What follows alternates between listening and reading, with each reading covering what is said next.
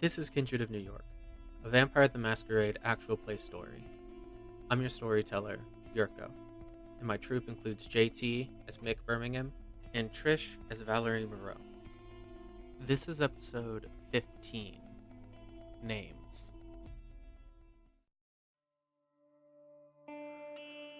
So at the end of last session, you two were just leaving Prospect Park. You had a little meeting with Maxwell Fry. You learned a little bit about the Anarchs and how they're organized in New York City. And Fry made a deal with you. He said that he wanted to share information and to collaborate on the thin blood epidemic that's been going on in New York these nights. To that end, he invited the both of you to a party that he would be throwing because he suspects that the Kindred embracing all of these thin bloods, or at least most of them, a good chunk of them, is a La Sombra, due to the testimony some of the thin bloods gave about the night that they were embraced. So he's going to throw this party. He's going to invite a couple of La Sombra that he knows, and he's going to have you two pose as Anarchs to do some sussing out. Before that, though, there's another party that you guys have been invited to by Valentine, a party hosted by Thomas Arturo, much like the one that Valerie went to before. At this party, you two had said that you intended to speak with Valerie Duval, or at least our Valerie wanted to talk to Duval, and you were going to try to get her pocket watch, the one that she uses somehow, and so that you could give it to David, and David said that he could then use that to track down and eliminate Jake. Alright. Anything that I didn't cover? No, I think that's everything. I That's thought pretty good. that, please do correct me because I may have just misheard. I thought Fry was inviting people that he suspected were La Sombra. They're people that he knows are? I don't remember precisely the words that I used, Oh. but I think the distinction is kind of moot. He's inviting people that he's suspicious of. Whether he knows for a fact they are La Sombra or not, maybe he wasn't clear. Understood. Understood. I wonder if Gareth ever told Mick what a La Sombra is. Nope. It's fair. Mick probably just thinks it's a Hispanic vampire or something. Very funny coming from the Bruja.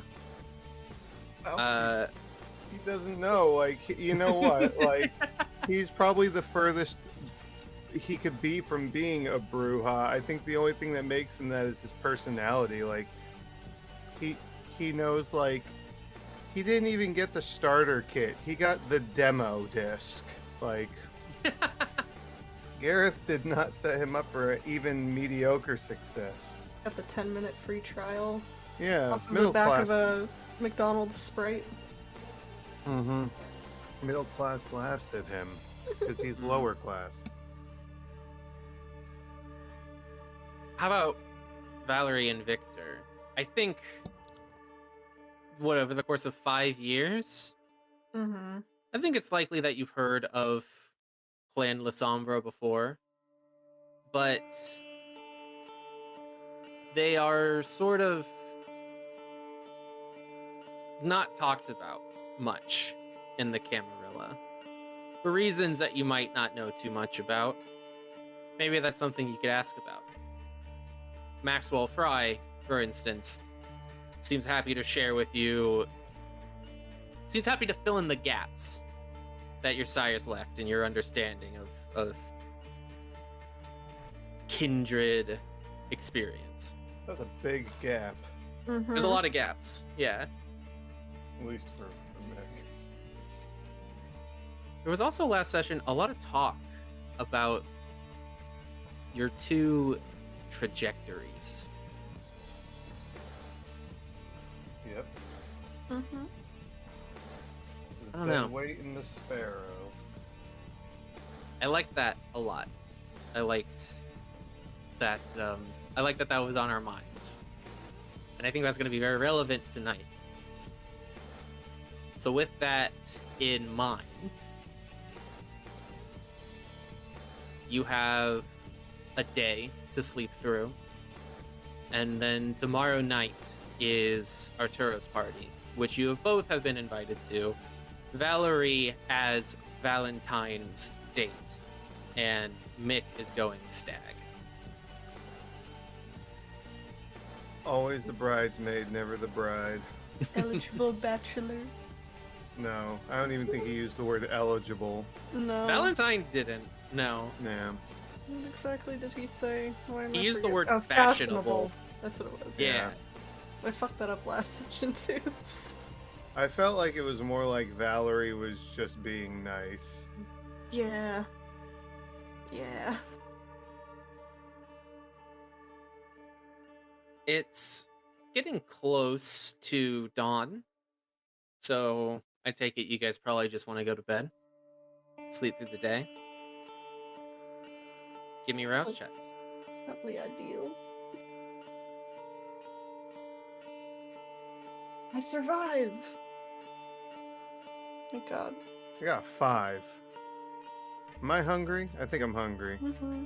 Yeah. What is your hunger at now? 2. 2? Yeah. Could I'll be just worse. skip it. No, I'm just kidding. It could be worse. A day passes and dusk comes, and you two rise as the sun sets. The party will start around midnight, as it did last time. Valentine has already made arrangements. You know, he's going to pick you up. It's going to be much like the last time he took you out, Valerie. It gives you about 5 or 6 hours, really, to do with as you see fit. Mick, are you going to hunt to take care of that hunger?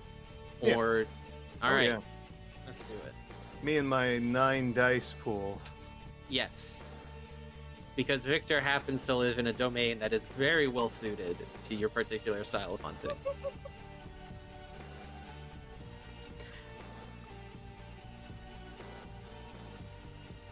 And successes.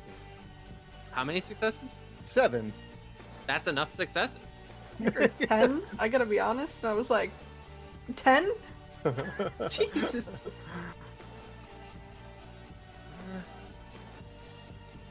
I got 2 10s, so that was 4 right there.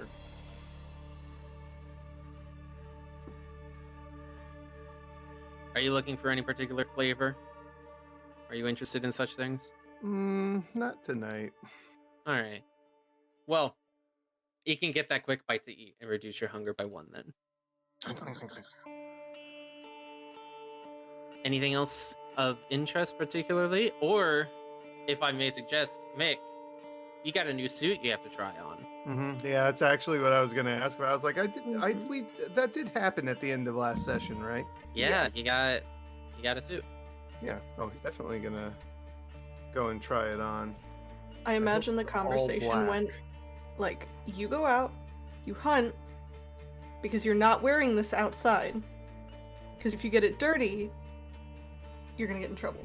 But I need to break it in, don't I? It's just going to be so stiff later. You're a stiff. I was. It took I'm sorry, I know. everything within me not to fucking say that. am not as strong as you.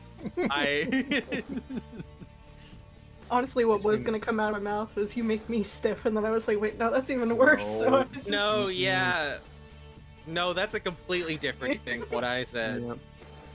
Yeah. Wait, now I'm wondering, what did you think I meant by that? Dead. He's dead. Yeah, he's dead. Yeah, You're sure. both dead. Yep. Yeah, right, correct. Yeah, I mean, he'll try it on. It's all black, isn't it? Didn't he ask for all black? Yes, I think he did. Or if he didn't, Probably. now It is it's now. true. Right. It is, No, yeah. because he said every day's a funeral when you're already dead. Funny. That's right. That's not. So yeah, black jacket, black pants, black shirt, black tie. Mm-hmm. Yeah, Did we get you a bow tie or a tie? tie. Tie. Tie. You think you look better in a bow tie? I want No. to see him wear a bow tie. Not for this shit. Not if you want him to look good. What color Imagine should I do my hair? you're gonna dye your hair. I always dye my hair. Look at it. It's bleach blonde. I don't know, Terrific. something not obnoxious. But I'm already so mute. It's that's supposed to be the highlight. That's like the cherry on top. But it's on top of my head. This is my hair. What Red about it is. Good choice. That's not. It didn't. Okay. Cherry. Red. I take off the suit first. So help me God. Yeah. It's not like it would stain anyway. It's black. That's not how that works, my guy. You can still see stains. I promise. Well, never mind. Mick, you dye your Or dye hair red. Yep, he's gonna cut it in a. He's going to shave the sides of his head like with a razor, just bald, and just this big stripe of hair that goes back down his head. Oh, You better all not right. be using my razor.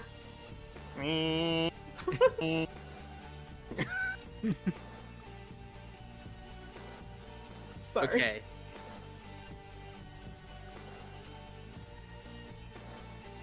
Sorry, that interaction it raised a lot of questions in my It was head. a little and too I'm- real, right? I'm trying to move on. I imagine doing your hair is going to take a better part of the evening. Than likely. Yeah, I mean, the hair dye, he just gets cheap stuff. Like, it washes out. Well, if he had to worry about it having to wash it out. Good old You know, manic panic. Yeah, exactly. Yeah, it's a good quick application. Just, just puts it through his hair a few times and dries it. And boom, red.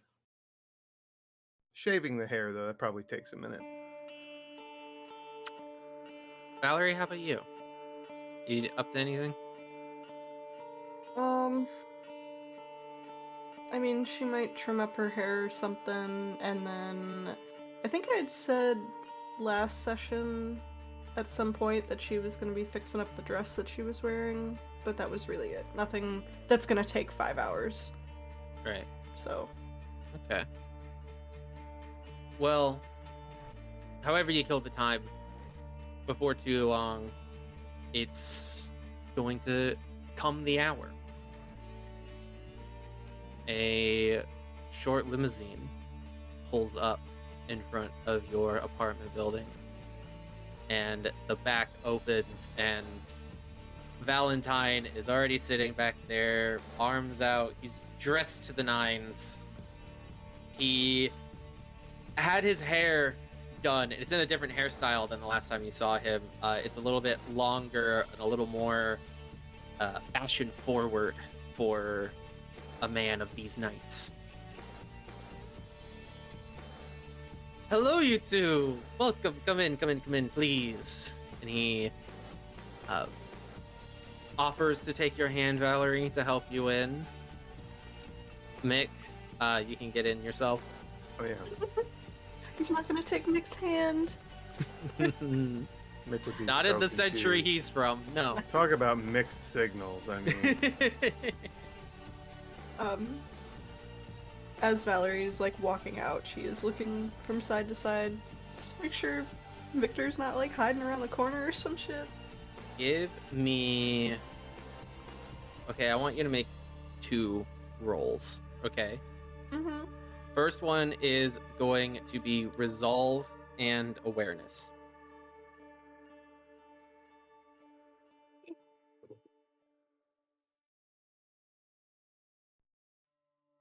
That is 4 successes. oh, 1, 2, 3, 4. Yep. Okay. I'm so glad I put that extra point in resolve. yeah. 4 successes. Mhm. Okay. Now I want you to give me. Forget. I think it's resolve and auspex.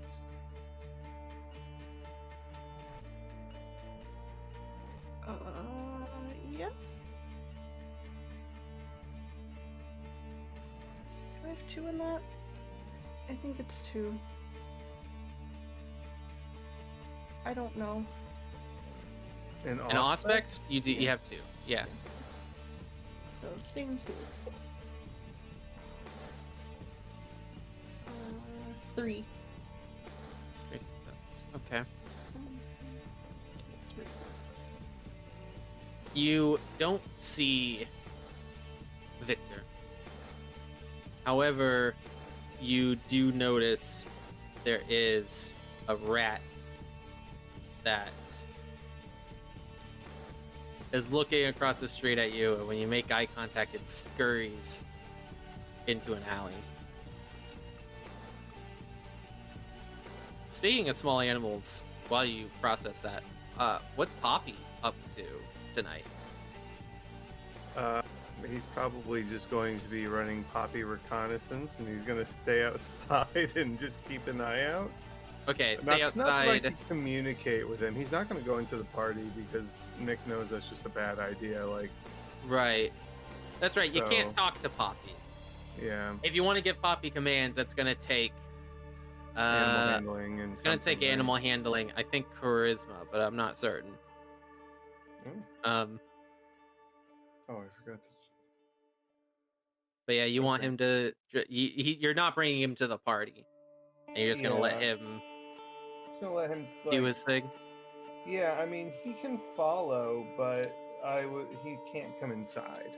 Right. Okay. I think you can communicate that clearly enough to a pigeon. What is that? I can't see. That's 3 successes. Yeah, that's fine. That's Okay. good. That was a pool of 5. Look at me, look I'll- at me. I'll check for future reference if charisma is even the right. The right. I Yeah, have- it is. It is charisma. Yeah, it is. Okay, yeah, cool. I have it on my sheet. Yeah. Oh, perfect. Valentine. It's been a while since I've done Valentine's accent. I don't know how well I'm gonna do. Hello, Mick. Valerie. It's so good to see you two. He closes the door. The driver starts down the street. It's a Nice familiar route ride. at this point. Ah, thank you. Well, I thought, what is the 3 of us? We should have the best. Anything interesting happened to the 2 of you these past nights? What hasn't happened to us these past few nights? A great many things, honestly. You both Very are young. busy. You both are young. You don't know what could have happened. True. Mick, have you ever been in a penthouse apartment before? Wait, was what we were in that he had us up in? That wasn't a penthouse apartment, right? A step below, maybe. Yeah, luxury suites, but not the penthouse. Not me personally. Pretty sure well, when I was the before times, whatever you have to call them. Pretty sure my old man was up in a couple, but not myself. That was him and his work. Really? Yeah. And well, you're a grown man. You did not do his work as he did. No, I had my own goals that didn't align with his, and he didn't care for me very much, so we never really got along. Well, it's unfortunate. Perhaps if you did, you Yeah. could have seen the inside of a penthouse. Perhaps, but you know, we can't all be good parents, I guess. I never much cared for my father either, but a life long gone now, as it will be soon for you as well. Yes. And you seem like you've done just fine without his influence, so the better to you. Of course, for kindred like me, heritage is still very important. So, Nothing wrong with that. I suppose I lost a father and gained a sire. One way of looking at it. Hope that's not also a sore spot for you, Mick. Oh, we don't have to talk about Gareth. That would just spoil the evening. Yeah. it But would. he's so funny. You think he's... Why Funny is he so looking. funny? He's so angry. Well, that's... Is that not to be expected? I suppose it is. Not every Bruja I've met has been so angry. The Primogen herself is quite reasonable. She is rather calm the one time I've spoken to her. Oh, Sometimes you just have to know the right buttons, I suppose. indeed. I don't know if you knew this, but our own Herald, my friend Maz, he is of your clan. Really? Yes. I had no idea. Honestly, I thought it was just me and the Primogen. Not at all, no. Our Herald Maz, he is Bruja. Oh, And well, there are some loyal Hellenes. That is what we call Bruja who are still loyal, by the way. If you've never heard the term. Quite Helly- funny, it is Hellenes. Yes. Hellenes. Huh. It is also the given name of our prince, which is quite funny, that she's not Bruja. Ah. Why that name? Why Hellenes? Oh, something to do with your clan's history in Greece. Your clan, as some very proud kindred would say, your clan invented democracy in Athens, however many centuries ago. A hell of a lot of good that's done us these days, these nights. Quite the story your blood has to tell. Imagine it does. Valerie, how rude of me to speak with Mick so much with you sitting right here. Please, how have your nights been? How's Victor?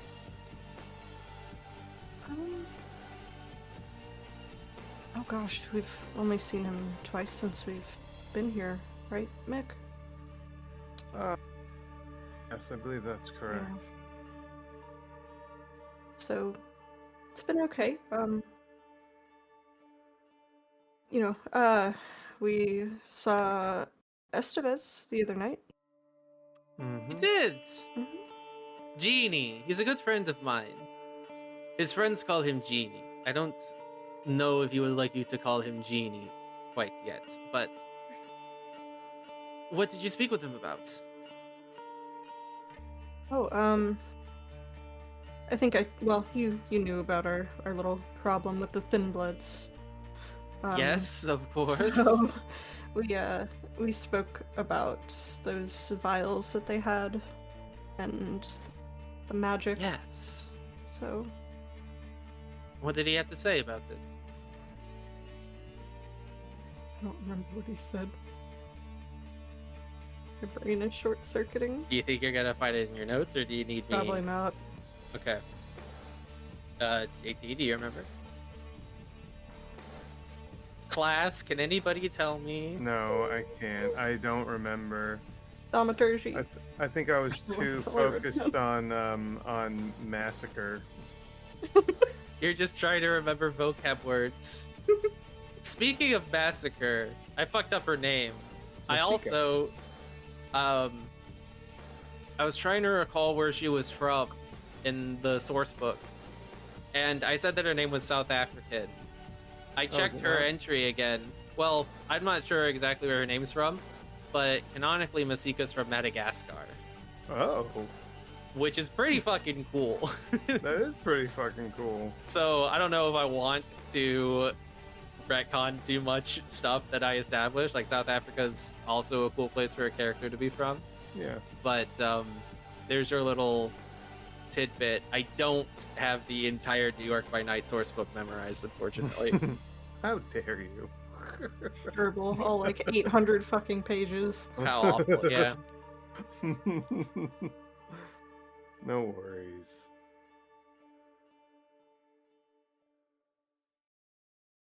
We were talking about Estevez. Yes. Yeah, and what To he remind said you. about the magic. Mhm. Yeah. He said that the magic that the Thin Bloods were using was based off of alchemical principles of sympathetic magic, I believe was the buzzword that he dropped. Basically meaning you take something which shares a property with another thing, and you can use the first thing to manipulate the other thing, right? So Mhm. like action through metaphor, kind of. Mhm. He used up one of the vials to learn that much about how their magic worked. And then he took a second one from you, and he said that he would use that second vial to try to find some weakness in their magic, some way to counter it for you. Right. I do remember talking about that. He also said if you found more vials, that he could take them and perhaps learn more, give you a more potent defense. But at the time, you only had the one. Now, though, if you'll recall, Maxwell Fry gave you one. He gave me a blank one. Like, I don't even know what it does, right? It's unlabeled. That- yeah, that's correct. It's just a vial of blood from, Try to hope it's not like a bomb or something. Yeah, that's true. Where is that, by the way? Are you bringing that to the party? No. That on your person? Where'd you leave No. it? Probably in his jacket at home. Okay. It's in your jacket at home. Okay. Would you guys say that the apartment is particularly warm when you leave it? Warm? I'm just being a dick. Don't worry about Okay, it. I was like, no, No. please don't. I'm just trying to make you guys anxious about the I was vial. literally trying to think of an answer to that. I was like, they're dead. It should be cold as hell. Honestly, Yeah. What's the ambient pH level in your apartment, would you say? honestly, if we somehow manage to blow up that apartment, we're just leaving Manhattan at that point. We're just Yeah. gonna leave New York. Like, I'm done. Yeah, I was gonna say just leave New York at that Like, point. That's, This is somebody else's fucking problem. Go to like California. We'll just yeah, go fly. to California. Do fly you somewhere. do you I want think to go to shit California. is safe in California? Y'all I ever heard think- of LA by Night? I think Mick would be happier in California. Damn. So I will reiterate that information given to Valentine. Okay. I will repeat that to the party. You're Yes. telling him everything? Oh yeah, yeah. All right. Open book. He- with Valentine. Looks fascinated by all of this. I wish I had the talent and patience for this sorcery. I wish anyone would be willing to teach it to me, but the warlocks, they keep their secrets so close to the chest. Even Genie himself, my best friend, he... Anyway. It is quite a rare treat that you were able to visit him in the Maupassant room. and to see him perform his work. I've seen him work on only a few occasions. It's quite impressive. Really interesting. Yes, indeed. It was. I'm trying to think what else exciting happened. Mick threw a rat in front of a train. A rat in front of a train. Mick, why would you do this? It was watching us. It felt suspicious. The rat was watching you. It was a very big rat. Hmm. I mean, the thing looked like it could have eaten a toy poodle. I did not know they made poodles into toys. It's a... Right.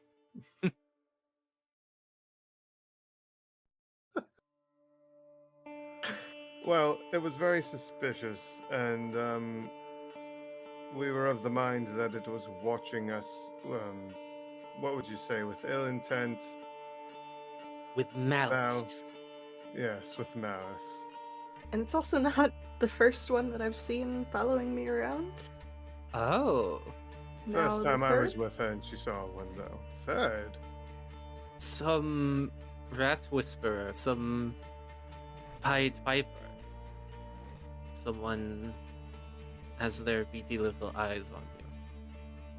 Well, not the one in front of that train, that's for sure. Not anymore. So direct, Mick.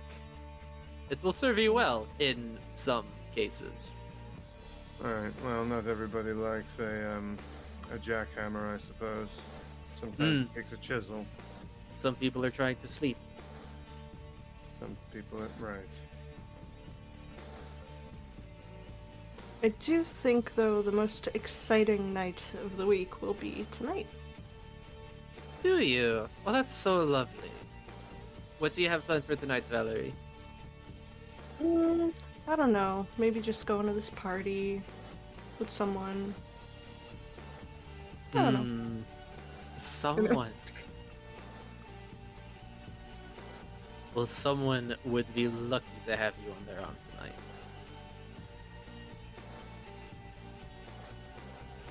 Doing a little smile. Oh, smile. He's giving you a smile, giving you those flirty French eyes. I'm picturing Mick sitting there. Rolling his eyes, yes. Mm-hmm. The limousine. Fucking the audacity of it. Pulls into Greenwich Village and up to the tallest building in this neighborhood by far, the Village Gate. A driver stops the vehicle, comes around and opens the door. Valentine gets out first. He holds a hand to help Valerie out. Mick, he makes sure the door's not shut in your face. I mean, that's good. We'd be off to a bad start. The door shuts behind you three. The driver gets back into the driver's seat and starts to pull away as Valentine leads you into the building and to the elevator where he hits the penthouse suite. The elevator rises. You have your one last moment to say something to each other or to Valentine before it is showtime. Sometime that Anything? you think I should just stay away from. What was that? Anybody that you think that I should just absolutely stay away from. Just your opinion.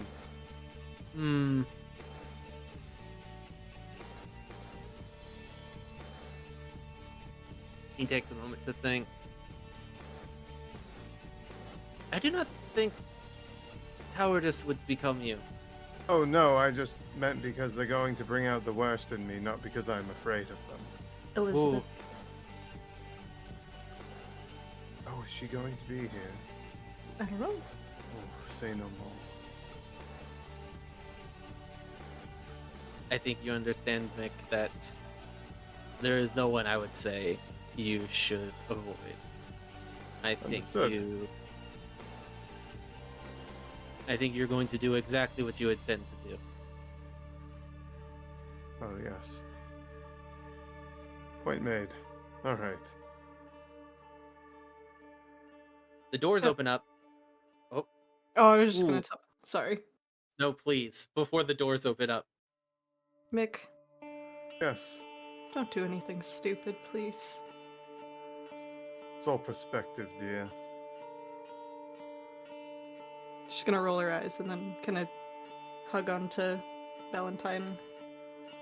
From my perspective, the Jedi are stupid. Valentine holds his arm in just that proper spot for you to hang on it.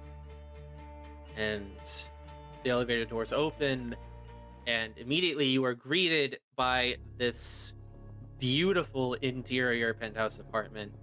Clearly the work of Thomas Arturo interior design phenomenon. There is a spacious gathering area with lounge seats and tables to set down anything in your hands. There is plenty of space to mill about. There's art on the walls, as well as, of course, the massive floor-to-ceiling windows that look out over the rest of Manhattan. Kindred mill about this way and that. They chat, they laugh, they smile, they gossip. On first glance, there are plenty of individuals who you can see present, and I see you both going for your notes. Thomas Arturo is there with Elizabeth on his arm. Eugenio Estevez is also there, as well as Maz. Some individuals who you remember being there last time, Valerie, but who you did not know until afterwards. Ivan Gutka is there, who is apparently another one of the Primogen. He spoke up at your, what do we call that? Your inquest, right? Mm-hmm. Perhaps, interestingly, Marlena, the Bruja Primogen, she's present. She's wearing a... what's the word? She's wearing a dress that suits her, but is not particularly flashy in any way. And she is wearing her eye patch that covers one of her eyes. She is milling about. She seems to be kind of with Maz, the way that they sort of stand near each other, but she's talking to people on her own. He's talking to people on his own. You know, it doesn't seem like they're really here on a date of any kind. Not the way that Elizabeth loves to be seen on Arturo's arm. Ugh. Vander Wyden is here. He's on his own. He's chatting with this kindred or that, but the center of the party, the life of the party, Arturo, Eugenio, Maz. And when Valentine arrives, this little boys club, they turn and they raise their drinks to him, these chalices, though it's a pretentious word. No better way to put these glasses in their hands. They're opaque, so you can't see what's inside. And they raise their cups.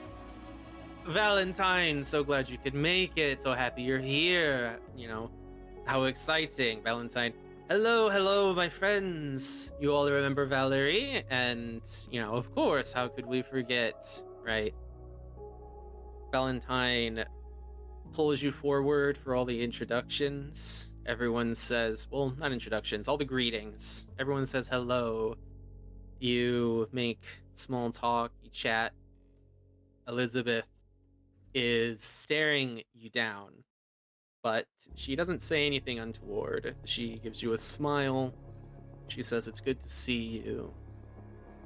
She says, "How wonderful it is for such a young Kindred to make such a name for herself."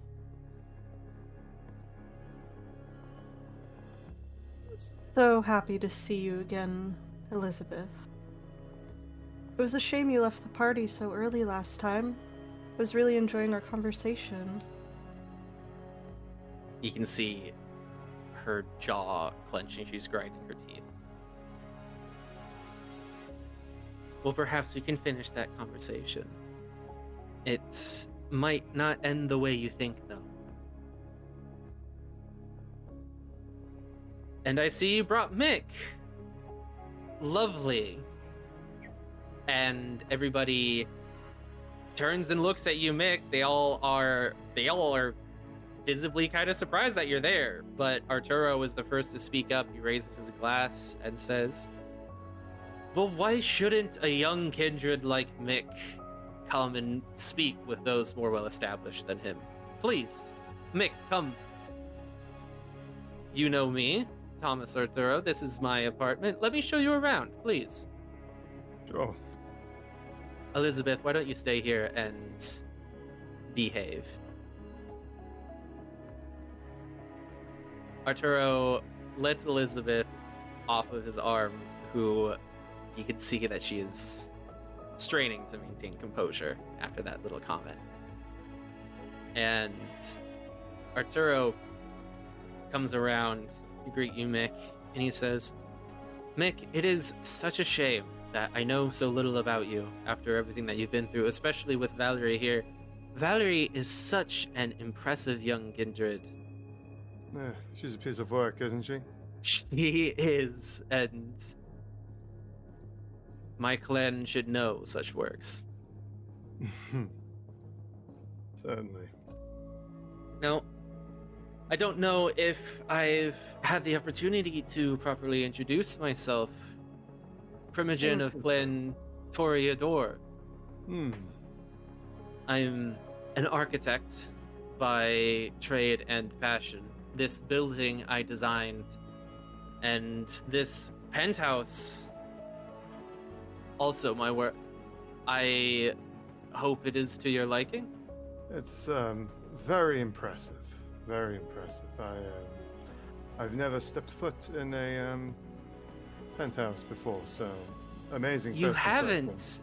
No, never. This is the first time, so you've really set the bar rather high. That's so lovely to hear. Thank you. Well, if I could give you the tour. Are you I'd love this too. Are you hungry, Mick? Would you like a drink? Please, I have the finest. I suppose it wouldn't hurt to sip a bit. Of course. And he snaps his fingers to get the attention of a mortal servant. You can tell, at this point, who's kindred and who's kind, especially in a setting like this. Oh yeah. They are dressed in nice clothes, but clothes that are meant to make them look nice as the help, rather than, to make them look good for their own sake. This mortal scurries off to some back room that at no point is included in the tour. And as Arturo is showing you around the different rooms and going on and on about his thought process and designing the place and I mean, listen, my own architectural and interior design vocabulary is limited. He never once uses the phrase feng shui, but that's the vibe that he's really getting at, right? Mm-hmm. He's really into his work. Indeed. As this tour is going on, this mortal returns with these metal chalices on a tray, and Arturo takes one. He senses empty one on the tray and replaces it with a new full one. and the Mhm. other one is offered to you, Mick. Yeah, I'll take it. Mm-hmm. Meanwhile, Valerie, you're back with Valentine, Elizabeth, Estevez.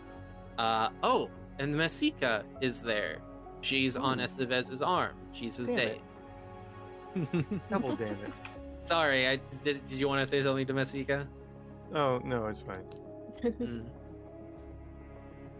And Mats is there, as well as Marlena, who now Marlena is off talking with Vanderwyden, kind of leaving you with Valentine's little, the popular club. kids. Yeah. Yeah. They are happy to chat and mingle with you, to talk a little bit about past events. Maz is kind of the more forward of all of them, and he's like, "So how'd it feel, Valerie, sitting there in the dragon's den that one night? We all heard about it. I wish I could have been there." It was quite interesting. Definitely an experience. Indeed. Bernard's intimidating when she wants to be, isn't she? Yeah. I can honestly say I don't feel like I upset Bernard as much as Mick may have, but you know. Somewhere Mick's ears are burning. Mm-hmm. Bernard, Helene, really, we're friends. We go way back. I knew her before she was Prince, you know. Oh wow.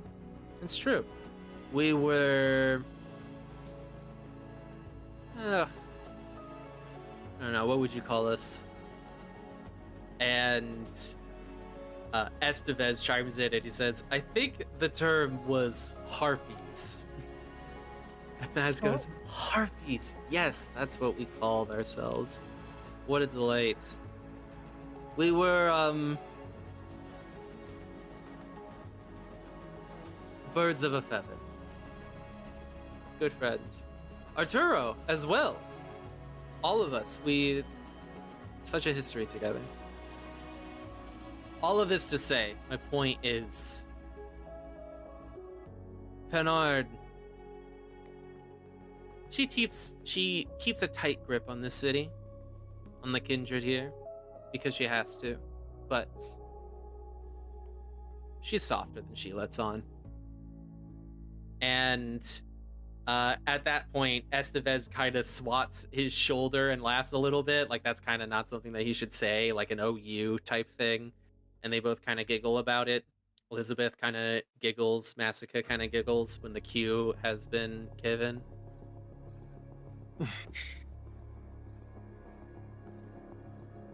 So, how have things been since then? Your domain is under question. Ooh, I'm so sorry. That must be a difficult subject. And he looks between you and Elizabeth. Well, not at the moment. I have a place to feed.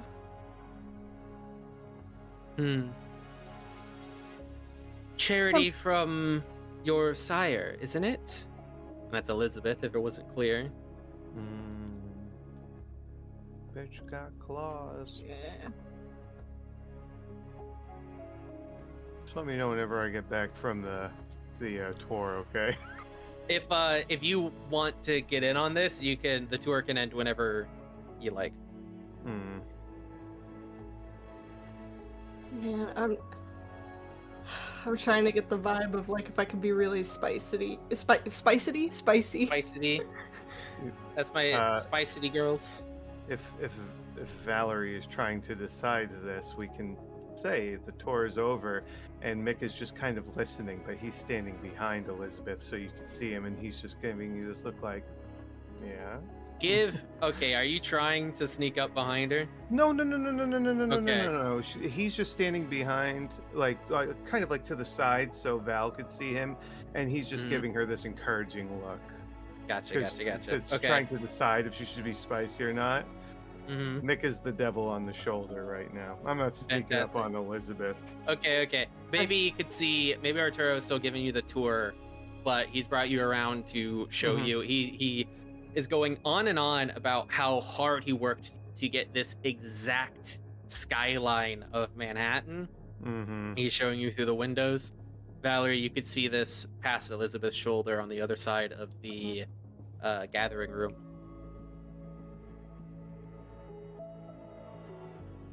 Fuck. Probably giving you that same look he gave you when he told you to tell them who Valerie is. No. I'm panicking. Elizabeth, surely you could stand to be a little nice. I didn't have anything to do with Devola, and you know that. There's no reason to take this out on me. Sweetheart, who said anything about Devola? And she reaches out and she puts her hand on your arm in like a mother hen type way. No, are you going to resist somehow? Are you going to refuse contact? No, I'm just saying. Actually, okay. You know what? Yeah, no, I'm gonna kind of scoot back and then scoot closer to Valentine a little bit. Just be like, no. She raises her glass a little bit and says, "Oh, poor girl's shy. Valerie, I didn't mean for there to be any bad blood between us. I'm sure the prince will come to understand whose domain that rightfully is. In the meantime, I must apologize. I neglected to appreciate the difficult position you find yourself in. It must be so suffocating to have to stay in your sire's domain after being released, and I mean, we've all met Victor." She takes a sip from her chalice. The men all kind of chuckle. Could have asked Please. Devola the same thing. Enlighten me on what that's supposed to mean, Liz. Oh, just... We all know that he can be possessive. I hope you feel you've been allowed to spread your wings.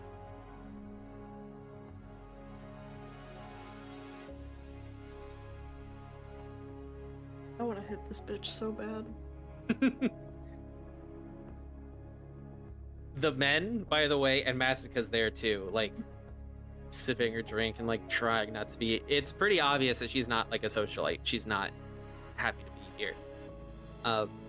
She's an arm piece. Yeah. The men, though, are looking between the two of you, Valentine included, just very interested to see how you're gonna handle this. You know, I suppose the same thing could have been said about you and Devola. The way you were glued to her. Your little prize singer. A star.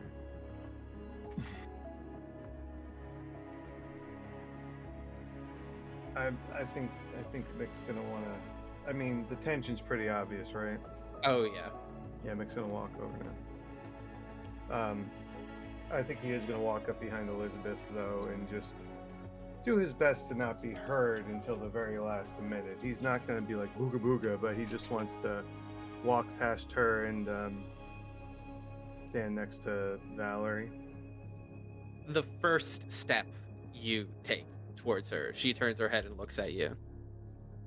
There's no approaching her without her knowing. That's fine. And Mick, how lovely that you're here. Miles.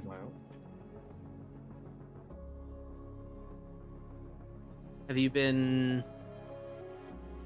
making the most of your nights, Mick?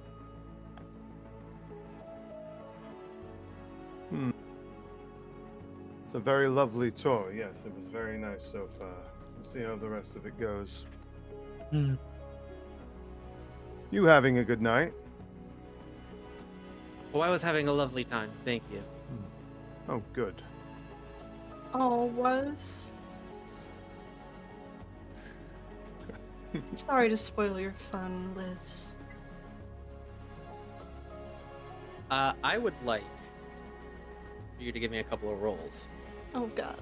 So there is something in this game which I probably could have implemented last time. I do really love just the roleplay of it, but I'd like to introduce a little bit of social combat. Oh good. So what you're going to do is you are going to give me a social roll. We'll call it... Let me look at your stats. Let me see. What's the best way to do this? Man, this is... Man, what? I'm scared. Mick's stats are high in social. Uh-huh. Yeah, Okay. leadership. That's his big thing. So, Give me... Ooh, okay. You have a really high manipulation, and I want to give it to you, but I wonder if it should be charisma. Do you guys have thoughts on this? I think it depends on what she's doing, right? So What are what's the you- goal here? That's a good point. What is your goal in this conversation with Valerie?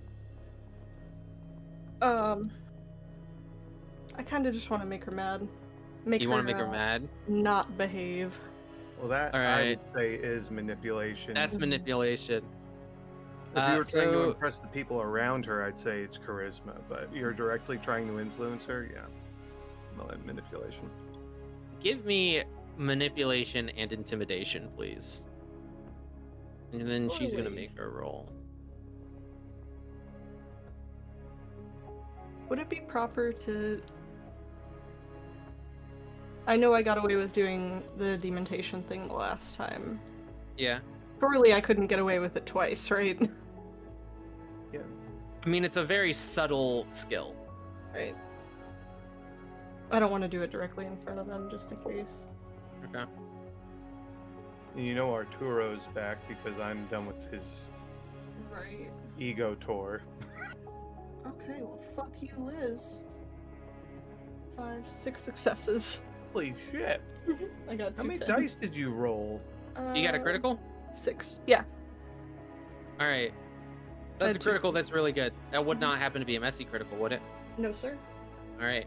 She got 4 successes. So you two are biting back a little bit, but you can tell that you are getting the upper hand in this interaction.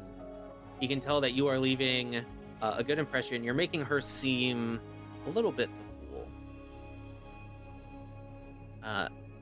She does suffer 2 points of willpower damage from the from just the stress of this. Mm-hmm. Damn. You can see kind of the fire in her eyes. And at this point, Arturo comes back around and he takes her hand and puts it on his arm and says, "Is everybody enjoying their night?" Oh, I am, but... You know, Liz said that she's not enjoying her night. Arturo looks over at Elizabeth and he says, "My dear Liz, you're not enjoying your night." And she smiles and said, "Only because you stepped away, Thomas." And she gives him a big smile and she smiles back. He smiles back. He goes, "Oh, well, unfortunately, I can't be by your side every moment, Liz. You'll have to find a way to entertain yourself one of these nights." And she looks back at you, Valerie, and says, "I'm sure I will."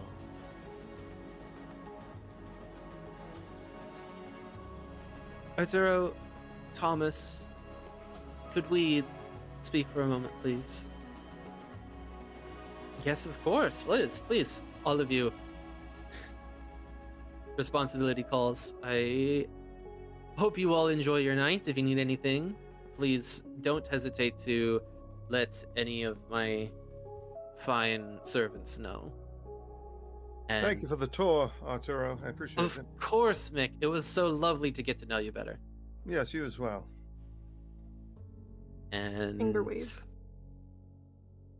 she fucks off. She leaves Arturo, and as that goes about, everybody kind of splits off at this point. Valentine, he turns to you, Valerie, and says, "Impressive as always, Valerie. It's such a delight to have you here. For a moment, though, perhaps I'll speak to Maz and Jeannie. Please, I know you'll keep yourself entertained." Before he steps away, she's gonna kind of hold onto his hand and just be like, I hope I didn't spoil the evening. You made it all the more exciting, my dear. And he lets go of your hand, and he goes and Jeannie, what's a night, huh? And Estevez, he raises his glass and he smiles and chats. Valentine, Jeannie, and Maz, they start talking, leaving the two of you to your own devices. Vanderwyden's milling about, Kutka's milling about, Marlena's milling about. Is Duval here? Duval! Yes! That's so wild! She's not here. Not right now. Wow, I okay. didn't. That was not what I thought you were gonna say. I legitimately Tuesday. thought you forgot. You just Yeah. forgot to mention her, so I That was like, slick. That was slick. Thank you. Well, before Val goes to whatever direction she's going to go, and Mick's just gonna say, "Well played." I almost feel like he pulled me away to leave you vulnerable, but I don't know if he. I'm starting to think he just really likes to talk. yeah, I believe that. Seems all right. I mean, he told Good job. Liz to behave. You heard that, right? Mm-hmm. Yes, just as we were walking away. Interesting. What now? Well, I thought Duval was supposed to be here. Well, give it time. Fashionably late and all that. Of course.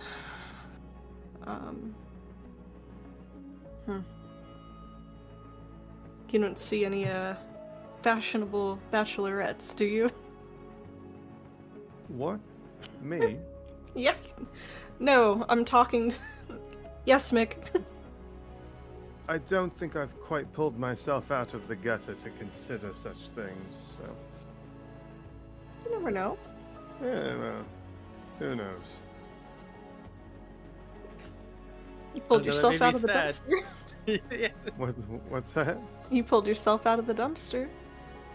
I did, and I pulled a rat out from under a subway bench. Ah, which reminds me, you asked about that, and when I was getting into the limo, there was another one across the street. Oh, good. Made eye Probably- contact. It ran. Probably tell, fucking hell, you should probably tell Victor. Don't really Would- want you to, but... Wouldn't be surprised if he already knows. Well, that would be a bit fucky, wouldn't it? Right. Will you guys Well. give me wits and awareness, please? Certainly.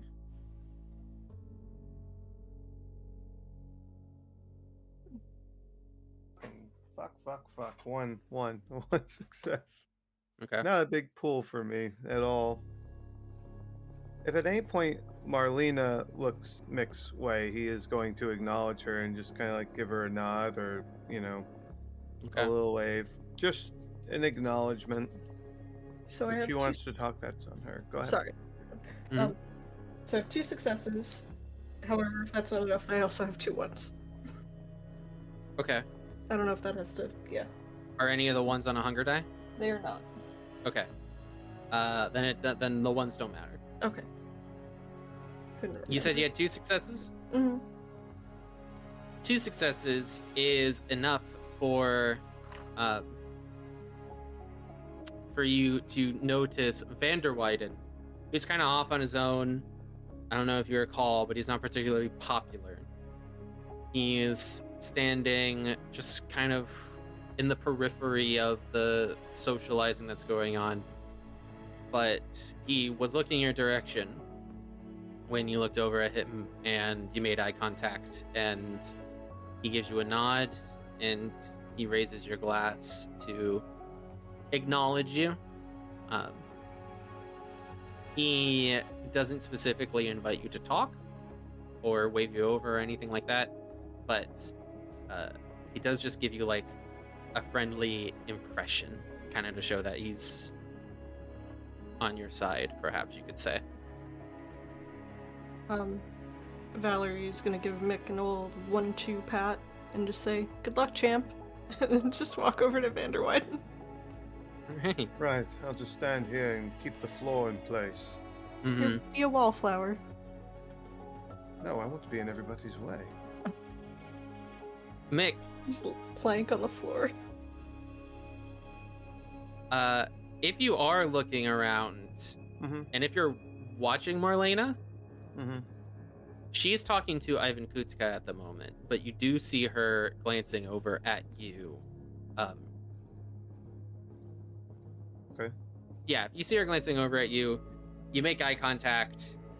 She does not give you like a nod or a salute or anything in particular. She kind of just continues her conversation with Kutka,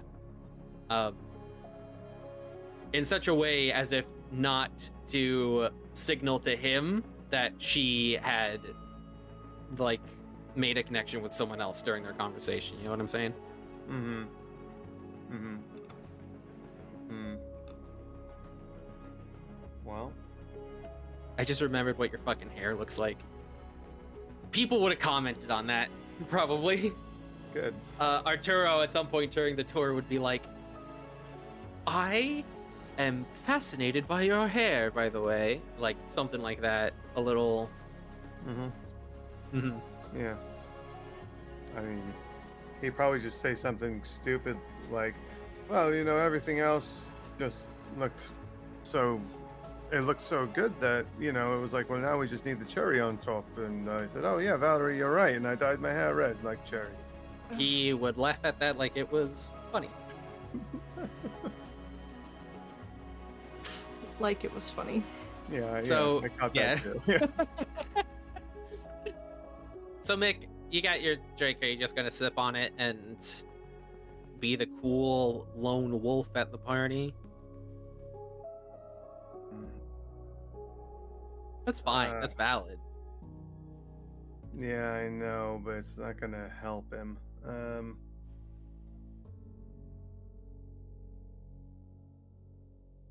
For now, yeah, I guess so. Valerie, when you approach Vanderwyden,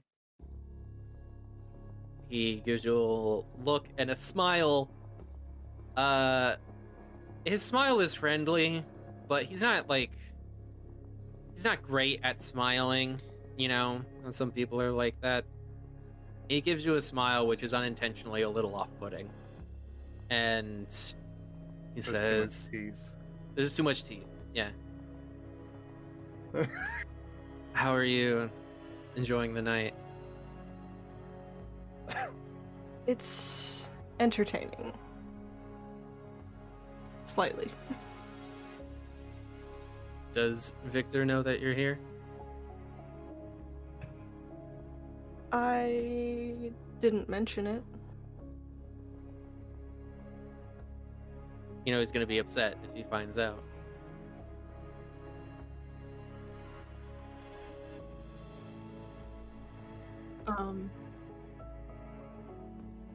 Right. If he finds out, yeah.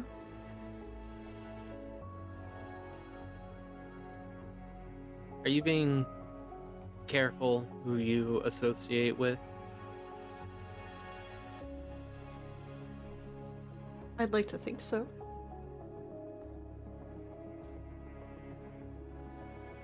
I think that you're an intelligent young woman. I think that you have potential.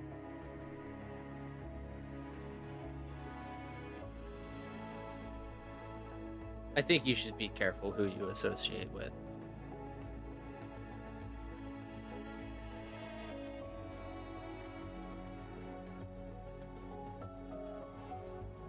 Carter, surely you could tell me if there's someone you feel I shouldn't be associating with. Out of everybody here, I would trust your judgment. He kind of mulls on that for a moment. He takes a sip from his chalice.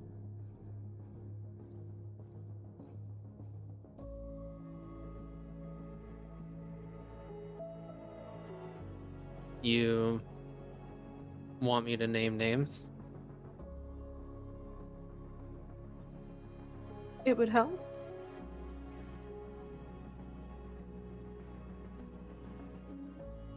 Well, Victor's your sire. You can't... There's not much you can do about him. Valentine is going to smile a lot and act like he's your friend.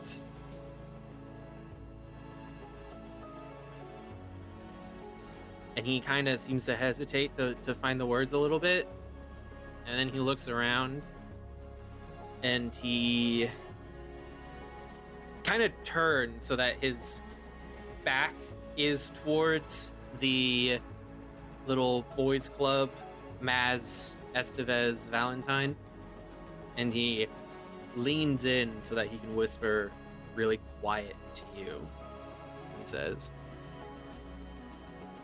"There's not as much behind Valentine's smile as he likes to say there is."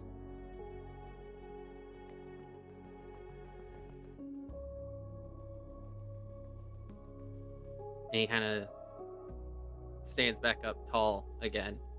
And in a normal volume, "You're young.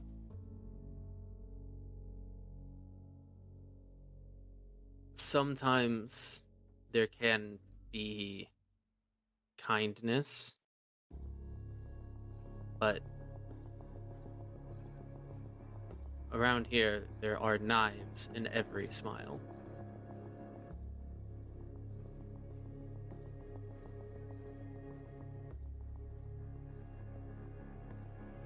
That's helpful to know.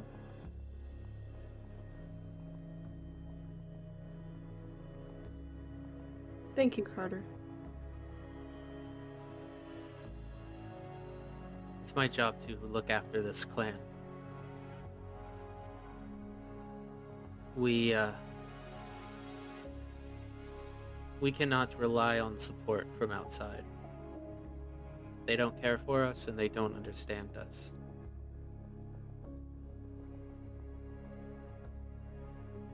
You seemed concerned about Victor. Victor...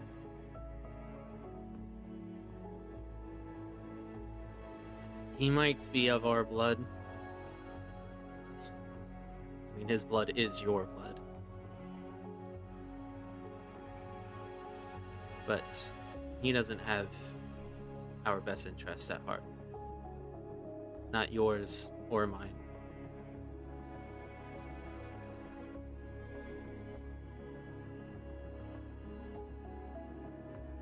Valerie kind of like furrows her brow a bit and has almost her usual pout. I mean, I would like to think that he's trying to have my best interests. I mean, my domain was taken away and he offered me help. He brought you in closer.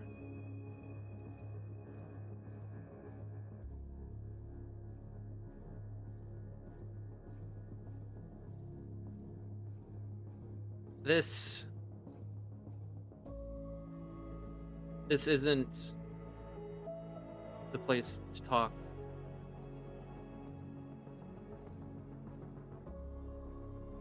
Here. And he kind of fumbles in his pockets a little bit, and he pulls a notepad and a pen, and he writes down a phone number, and he hands the phone number to you, and he says, take this and you call it, and just say that you'd like to speak. Don't mention my name. Just say that you'd like to speak. And the person on the other side will tell you how to find me.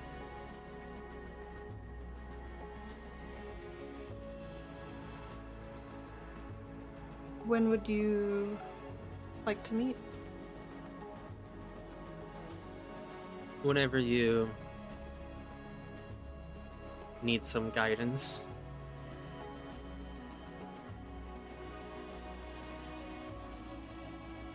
I just told you that not a lot of people are going to be looking out for your best interests. If it makes you trust me anymore, I'm looking out for the best interests of our clan.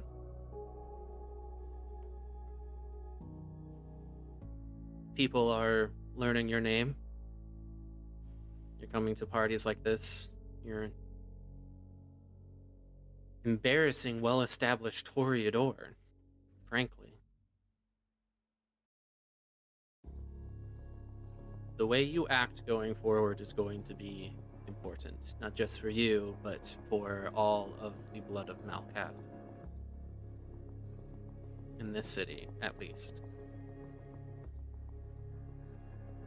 It's been some time that we've had one of our number who can hold a crowd the way you do.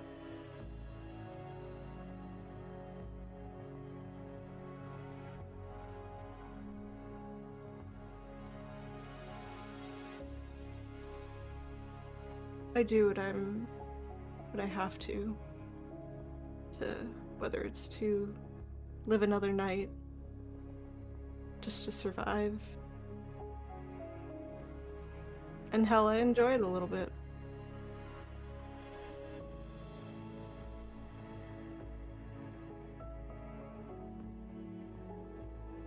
Our clan has always dealt in such contradictions.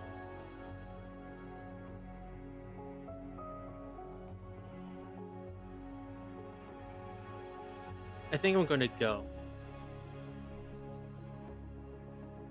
I think you're why I came here tonight. So with that said, I think I'm going to go. Good night, Valerie. Good night, Carter. Meanwhile, Mick, have you changed your mind at all about not socializing? That's not meant to be as leading as it sounded. No, I know. Yeah, no. Marley is still talking to Kutska?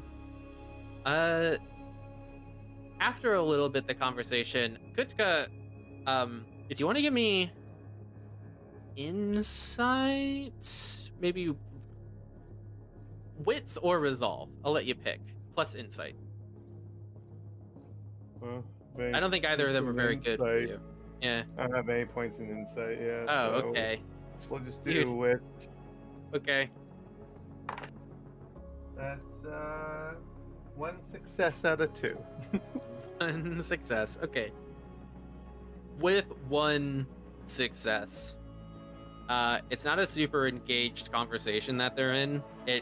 You kind of get the impression that it's one of those, like, you know, we're both Primogen, we're at this party, we have to talk to each other type things, right? I can't remember. Has it been established Kutska's clan? Not to you, no. Okay. You don't know his clan. Okay. I guess he'll walk over. I mean, Mm-hmm. the only other person that he was thinking of talking to. He doesn't want to get close to the boys' club, so Right. so he'll just go over to Marlena. I don't know if he really has anything particular he wants to talk about, but just to you know just how are you? As you approach, Marlena and Kutka both kind of notice you and they turn to look at you. Marlena gives you a little half-hearted smile and she says, "Oh, you know, one of these nights, right?" And Yes. Kutka kind of gives it a chuckle and says, "Is it not good to meet other kindred and talk?" Well, I do see everybody once a month, technically, Hmm. depending on how much your social battery can take. Yes, that is true. You do the work for the what is word? Elysium. The keeper. Yes, that I do. Hmm. So, A lot of moving boxes and picking up trash. very carefully moving around art pieces and making sure nothing breaks. Things that I can't begin to understand personally, but I can appreciate hard work when I see it. Hmm. Marlena kind of nods at that and she takes a sip of her drink and says, "I never really understood modern art either. But it's some people's thing. Some people like it." Yeah, it is a bit hard to understand. I mean, I can beat the shit out of a car with a baseball bat and call it art too, but you don't see me doing it, right? Kutka chuckles and says, "Yes. What Kindred has not seen a destroyed car before? It is not art. It is fucking trash." Yeah, Mick's gonna crack up at that. Mhm. Speaking of fucking trash, Mick, have you made any progress on these thin bloods? They are infesting my domain.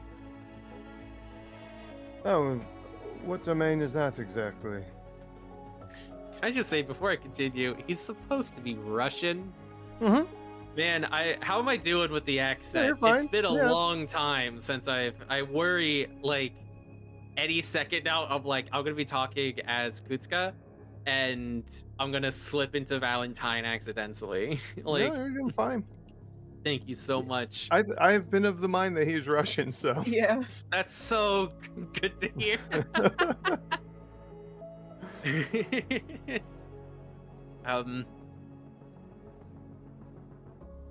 I claim Brighton Beach. Oh, all right. Well, Give me, because you fucking asked. I'm gonna need composure and subterfuge to not give any kind of tell to him when he mentions Brighton Beach. did I not know that he was Brighton Beach?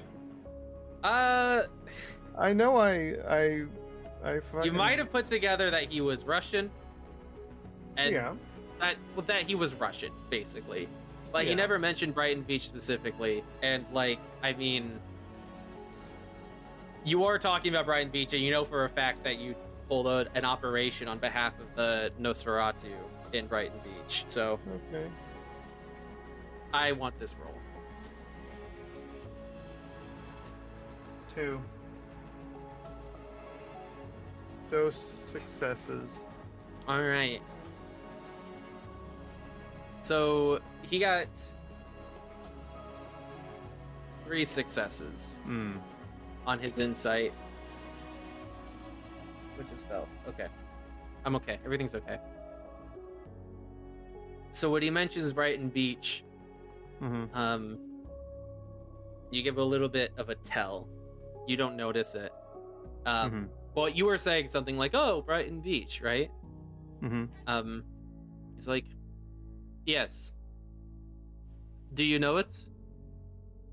It is in Brooklyn. It is by Oh, I'm fucking blanking. He would know this. Yeah, no, it's okay. Oh, fuck it. It doesn't matter. It's by someplace. Who cares? I'm vaguely familiar, not incredibly. You know, he kind of gets around. Mm. But Well, I don't know what is happening, but Brooklyn is fucking infested with the disgusting little... sounds like a good enough place to look. I was Good just place. telling your Primogen here. Hmm. All of my business, they have been poaching in my domain, feeding off my kind. They have been disrupting my operations. It is... So they're targeting you. I think that I am unfortunate enough to be where they are breeding. Hmm. Breeding.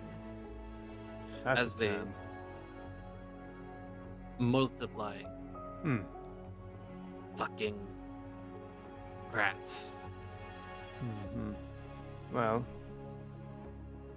perhaps Val and I should take a trot out your way then and have a look around and see what we can find. No, I want Duval. She is the Scourge. She knows what this is. And But she hasn't done anything yet?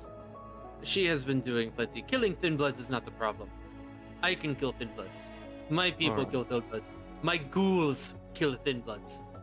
Alright. Thin Bloods are nothing. Okay. But it's just... And they are not targeting me. Everyone has to know this. I was just telling Marlena. They will come for everyone.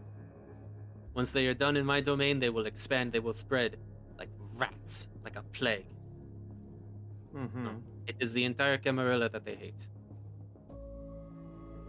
Right. I mean, Marlena kind of takes a sip of her drink and she looks at you with a look of like, this guy's fucking intense, isn't he? Like, this guy, am I right? Like one of those knowing looks like, imagine like, holy I was- shit, yeah. Yeah, imagine what I was going through before you showed up, right? Like, Yeah. He'd return and he would make acknowledgement of her expression. mm-hmm. Well, I mean, you see very passionate, very heated about them. Have you made that very public in your domain? I mean, obviously, among Kindred.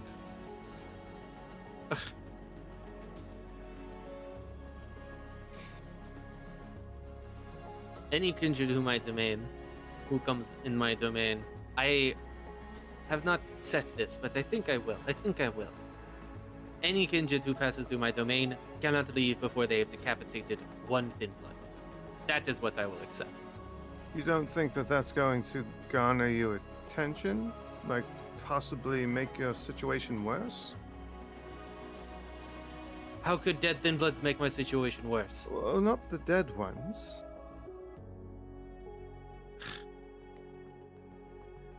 You think I will make martyrs of them? Well, what? So, please, I am a young Kindred. I am still learning. What exactly is it that you do? What is your source of professionalism, or however you would refer to it?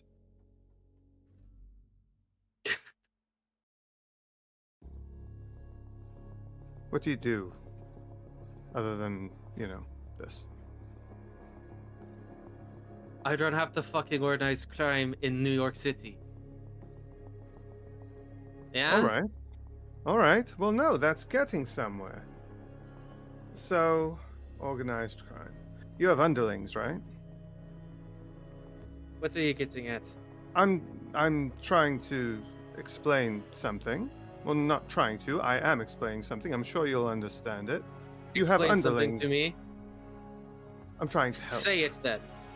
All right. You have underlings, correct? Yes. How do you get your underlings to do things for you? I fucking tell them. right? You ever had a situation where you know, kind of have to draw the line between how violent you could be against them? He like cocks his head and he gives you a look like that's just completely foreign to him. So my point is, you've got a group that is essentially an anarchistic organization. They're against the higher power because they feel they've been downtrodden. Their whole purpose is they are fighting against those that downtrodden them. I'm gonna interrupt you to say that as you're kind of starting this speech, Marlene has given you a look like fucking cool your jets, right? Up to you if that deters you.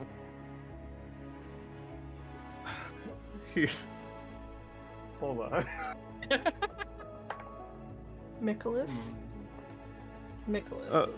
Look, I'm sure you're doing all you can, and perhaps having every Kindred that enters behead one before they go may help. I'm just saying that sometimes certain groups, the more you push, the more they push back. That's all.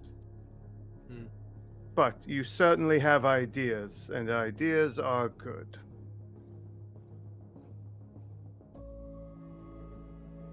I did not get here where I am now by being soft, Mick. I imagine not. Especially You will not not- in your profession. You will not get far by being soft, Mick. I'm not soft.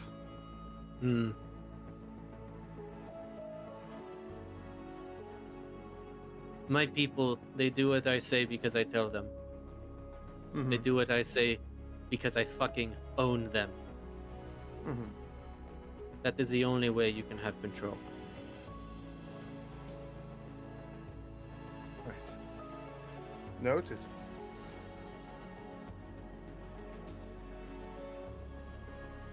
I am going to I'm speak so- with someone else, and he just walks away. Pleasure meeting you. He I'm does alright not now. respond. Marlena, kind of sipping her drink, she sort of sidesteps in to sort of close the circle now with just the two of you, and she says, Kutka is... A prick. Kutska's good at what he does. Right. Come on, though. I mean, does that really sound like... You can't tell me just mercilessly killing them is going to get him what he wants. Like, he's only Well- going to increase his problem. If what he wants is all of them dead, then mercilessly killing them is the only way. Do you really think he's capable of that, though? Because it sounds like there's quite a bit.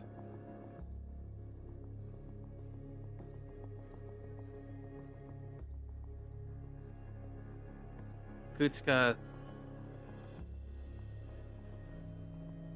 He's blunt, Oh, yes. but not always. He's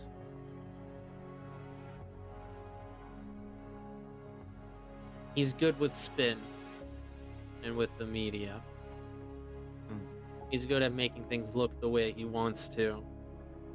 So he doesn't need to do things gentle. He gets things done, and then he tells the story however he likes. That's how his families operate under him. You know, Kutska aside, I'm curious what your thoughts are with this situation, with this problem. Not Kutska's problem, how he's planning to handle things, but this task that's been set before myself and Valerie. I mean, Did you hear what I had to say what I tried to say while I was in the hot seat, if you will? I heard you. Right. And Well, mind you, I'm not asking if you think I'm foolish. I'm asking what you, as an individual, think. Because I'm sure everybody will tell me I'm either foolish or a fucking idiot.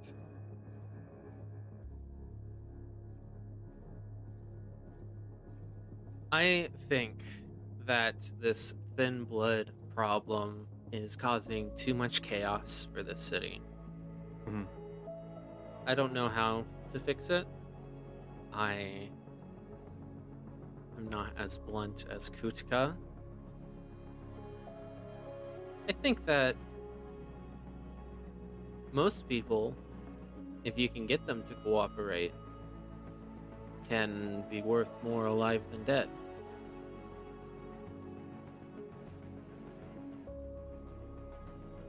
I But- can accept that answer. So few kindred here see the thin bloods as people, so good luck with that one. Do you? No judgment. Well, I don't know. I know mean- sometimes. They're not like us. And they're not like Kine either. We're not like Kine. Kindred, Kine, thin bloods. I mean, I'm not a philosopher. I understand what you're saying. And I appreciate your perspective.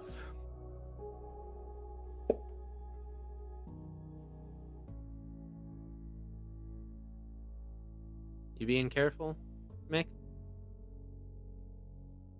Define careful. I didn't think so. Oh, really? What do you consider careful? I mean, I feel like if anybody has different definitions of this, it's us. Are you doing everything you can to make sure that what you want to happen happens, and what you don't want to happen doesn't happen? Wow, that's a question. That's a way to put it. I'm doing my best. We'll see how effective it is.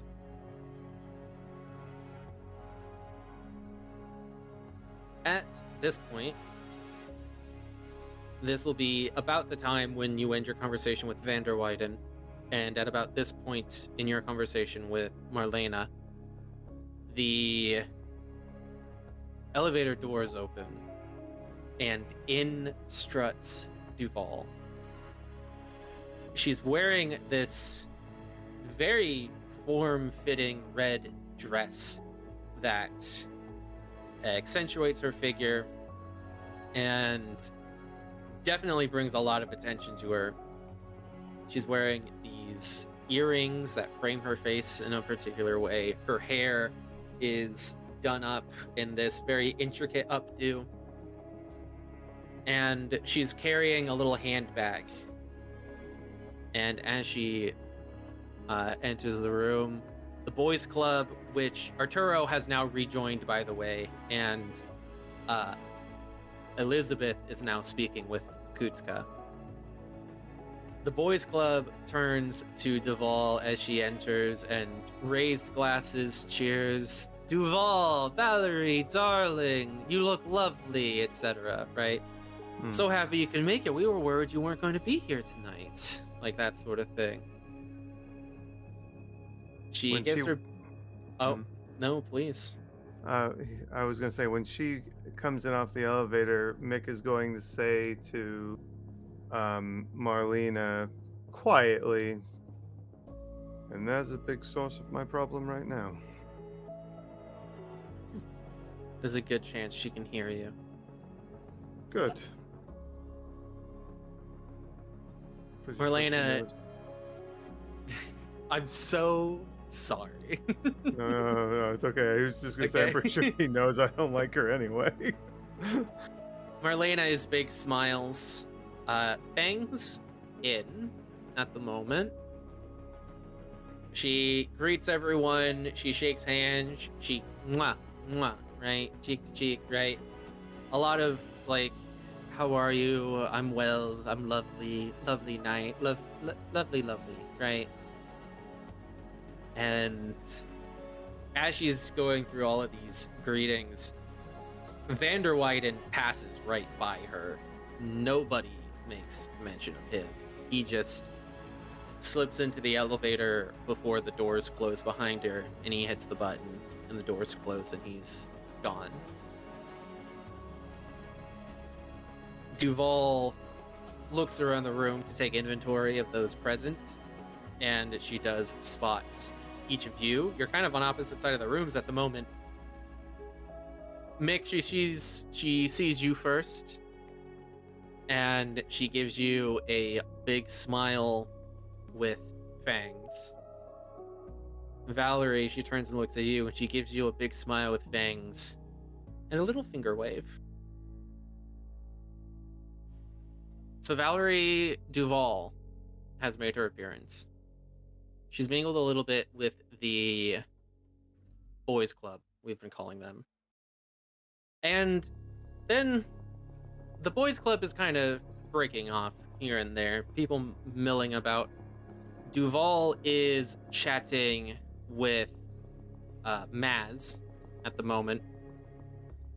And other than that, not a whole lot of note. Which leads you guys, Valerie, you're on your own. Vander Wyden just left. Mick, you're with Marlena. Mm-hmm. Sorry, I'm just kind of realizing we got Valerie, Victor, Valentine, Duval. But we have Mick and Marlena. And And Maz. Maz, the only other Bruja here. Yeah. What the fuck? Are you How does surprised this he's Bruja? happen? Yeah. Well, I all don't know, three of us man. are Bruja, and our name starts with an M, is what's getting me. It's And then you have all the V's on the other side of the room. Vander Wyden. Vander Wyden. Jesus. The didn't do alliteration's that. off the fucking charts. I literally did not do that intentionally. I don't know what to tell you Like the name guys. Valerie. I love alliteration, and I think it's criminal how modern writing, like standards, the modern taste has seen alliteration unfavorably. I love it. I love You should alliteration. watch Paw Patrol sometime. There's one guy that speaks in alliterations in every episode. Sorry. Yeah, okay. I'll watch Paw Patrol. Thanks for the rep. I'll add it to the list. I'm gonna head back over to the boys' club. Duval's there. She says, "Hello, Valerie. It's good to see you again. It's good to see you as well. Was the last time I saw you when we had our little excursion together? I think so. Wow. You were so impressive." Wow. Wow. This bitch, I swear. You fucking did it, JT.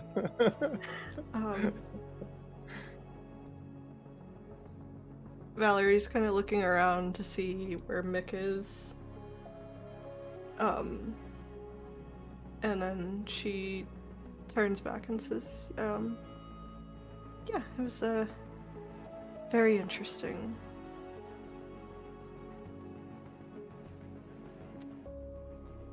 Mick, Marlena seems to be kind of watching Duval at a distance, right? Mhm. Yeah. He turns back to you and says, "I'm certain she hates you, you know." That's alright, I hate her too. I mean, it's best if it's, copacetic. At least Do you nobody's confused about what the other things, right? Do you think that's the best way to get what you want?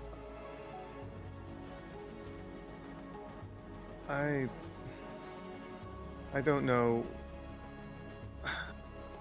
Every road doesn't lead to Duval. Explain to me why how she feels about me should affect me at all. That is a sincere question. I am unfortunately still learning. What Kindred think of you determines how they talk about you, how they act towards you, whether they think you're disposable. Right? Getting people on your side could be valuable, is all I'm saying. Why does it have to be Duval, though? Because she has power.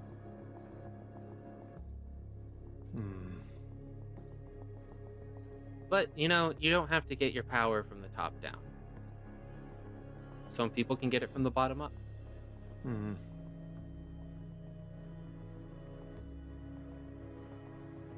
I appreciate your guidance.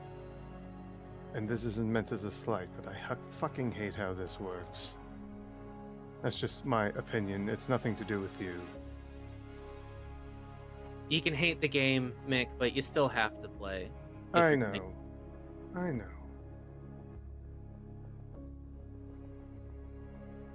I'm sorry. Just...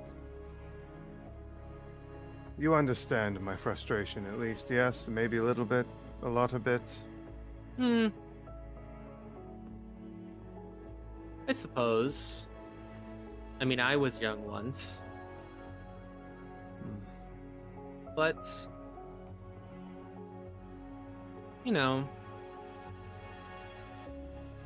you'd be that much better at the game if you learned to like it a little bit. I think I would like to learn to like it a little bit if I could see something good come of it. I understand that everyone's here for themselves, but I'm not there yet. I still care about more than just my own progression. Mick, I think I'm going to end this conversation, but I'm going to leave it at this. You want to do good? That's real nice of you. But you can't do good without power. And you don't get power by being good. Fair. Hey, just one thing before you run off. Just a quickie. Just a quickie. Yeah? Unrelated to that topic. You, and as I just learned tonight, Maz, and he gestures over in Maz's direction.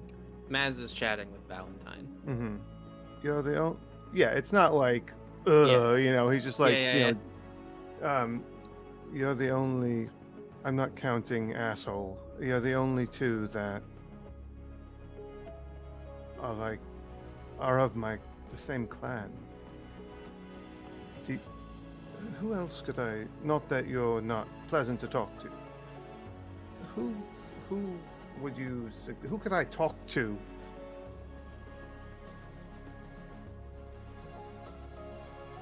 I'm looking for kindred, but the literal, not the community. You know what I mean. Kindred spirits. Like you. I'm assuming like Maz. I don't know. I haven't talked to him yet.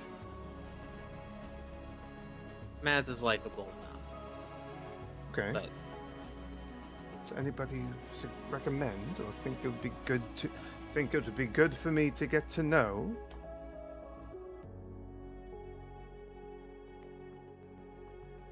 Mick, our clan is a clan of individuals. When we try to be more than that, when we try to... It doesn't end well. You're Bruja, Mick. Just figure out what that means for you.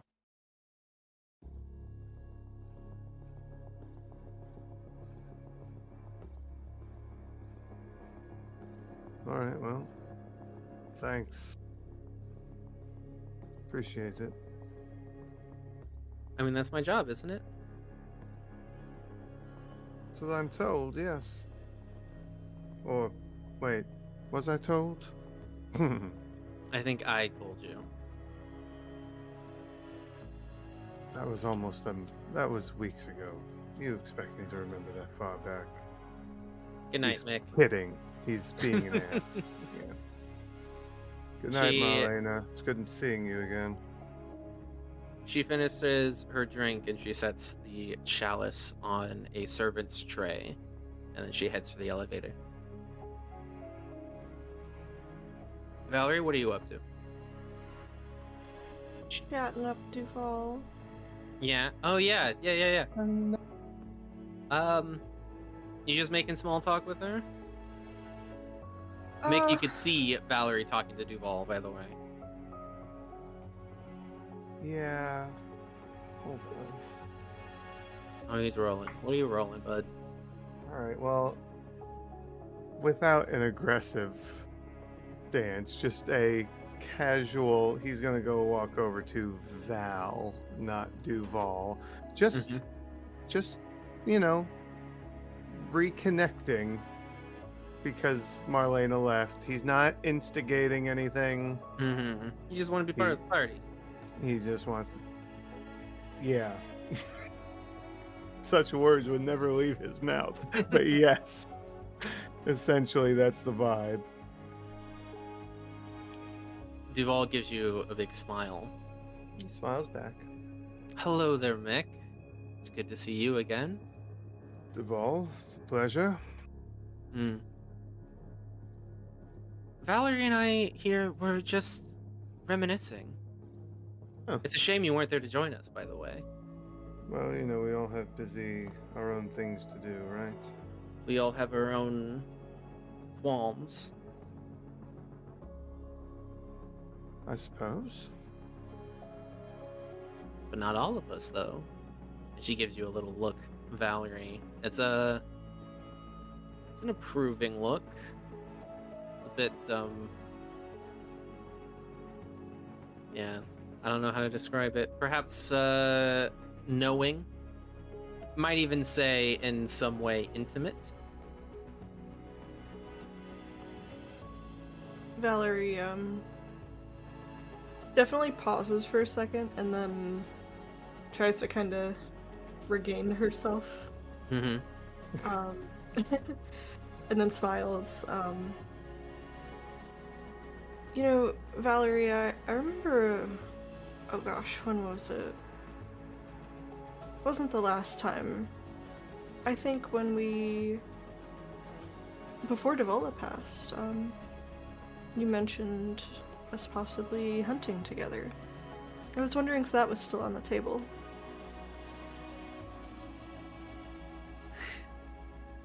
I have to say, I didn't think much of it at the time, but after seeing what you are capable of, I don't know. Maybe you'll surprise me. Do you think Victor would approve? Do I need his permission? I don't know. I've seen the way you bat your eyes at him. Clinging to him, that Elysium. It was adorable, really. Oh, but now, what's this with you and Valentine? Really good friends. Good friends.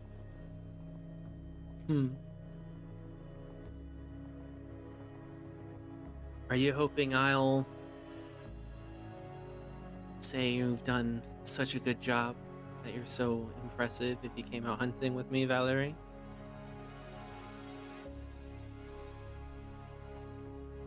I mean, you don't have to, but...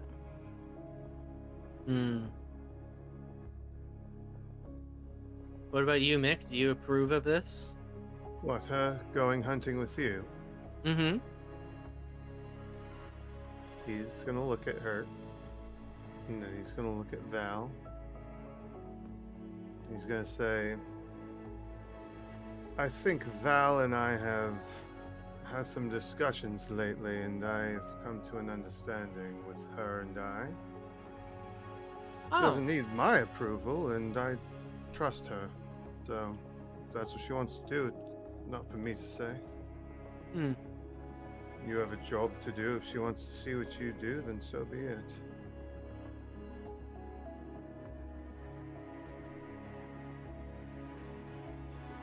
Do you guys both have points in subterfuge? Yep. You think so? I think you gotta. I don't. You don't have any points in subterfuge? Mm-mm. I only have Okay. one, to be fair. Uh, I forget what my real rationalization was for that, too. who's got the better willpower plus subterfuge? Or no, not. I'm sorry. Manipulation plus subterfuge. All in my manipulation. 4 points. Okay, so that dice pool would be 4 points for Valerie and only 3 points for Mick. So this is going to work out. Valerie, I want you to roll manipulation plus subterfuge plus 1 die for Mick helping you. He's got the point in subterfuge that'll help you out. Okay. I'm still rolling Does it- 100 die with this, right?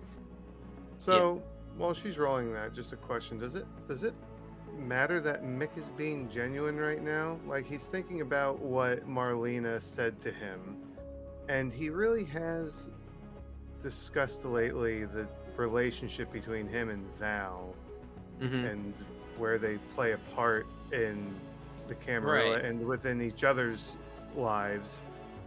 Like, Mick's being genuine right now.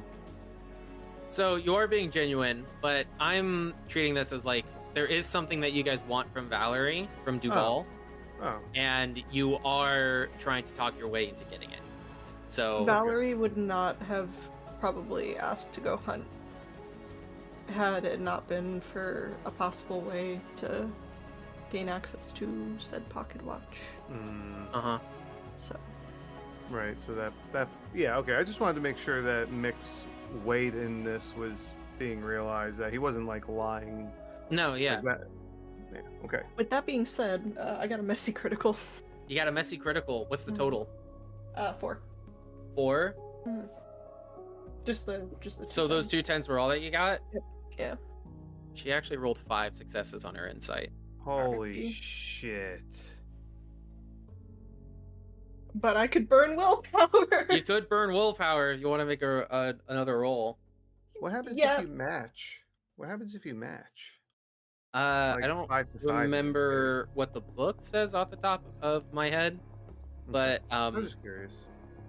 I would probably go with like I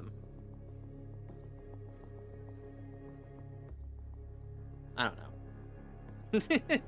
Okay. I don't know. No I'll think worries. of something. No Don't worry worries. about it. I did get 2 more successes out of that because I could re-roll up to 3, right? So that brings you up to 6 successes. Yes. Okay. Atta girl. So, So that becomes a messy critical. How about you go to our resources channel, and you look at our special roll results for messy critical, and I'll let you pick what result you want. oh, You can have Wait. an outburst, Wait. a compulsion, increase your hunger by 1, or fail the test. give me the hunger. You want the hunger? All right. It's the Fuck, least. I would take it too. It's the Mhm. least aggressive. So you increase your hunger by 1 from that something inside you, your beast, the thrill of deceiving her in this way, a subtle act of predation, you might say. Your beast gains a little bit of strength, and that is represented by a slight increase in your hunger. Brings you up to hunger 2, right? Mhm.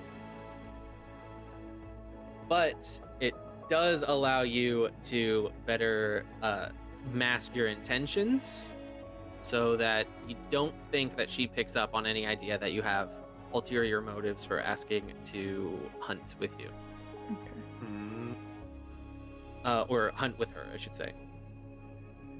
So she kind of looks at the two of you. She says, Mick, I'm surprised.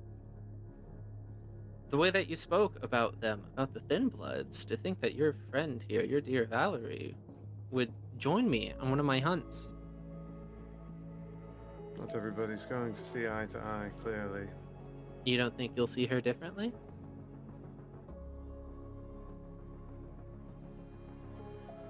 What if I told you she already took a knife and took the head off the shoulders of a Thin Blood in front of me?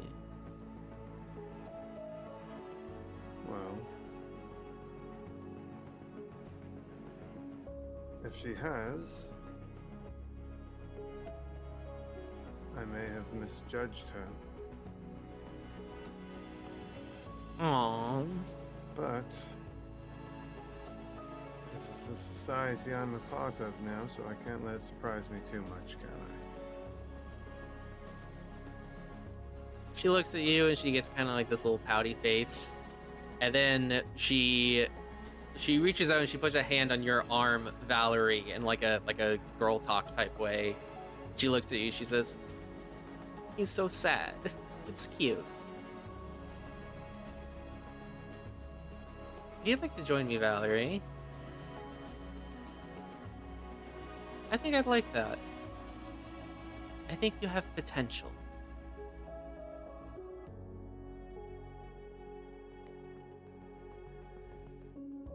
I don't know what to say. Well, Valerie should think of something. You know. When would you like to meet?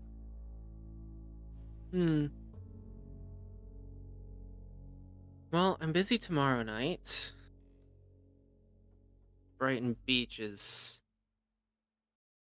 perhaps a little too much for a beginner. We should maybe start small. I've heard some exciting things in Queens.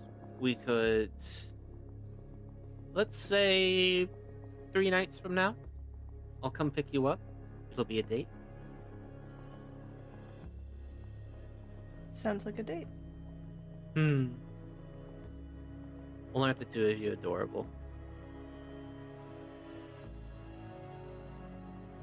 If you don't mind, I'd really like to speak with Arturo, so I'll leave the two of you to chat amongst yourselves, and I'll bid you good night. She separates All right, Valerie. and departs, leaving the two of you alone. I mean, at a party, but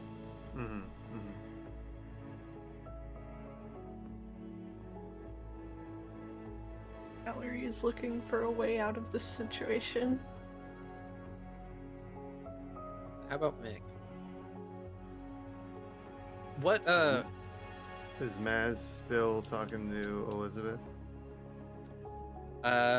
no. Maz is now chatting with Estevez. Oh. Yeah, he'll just walk away. He'll go over to them. Okay. Valerie, can I ask, can I get a little bit more on Mick's demeanor? Does he look at Valerie at all before he No. leaves? No. No. He's not mad. He's disappointed. And he's doing his best not to speak because the disappointment will turn to anger.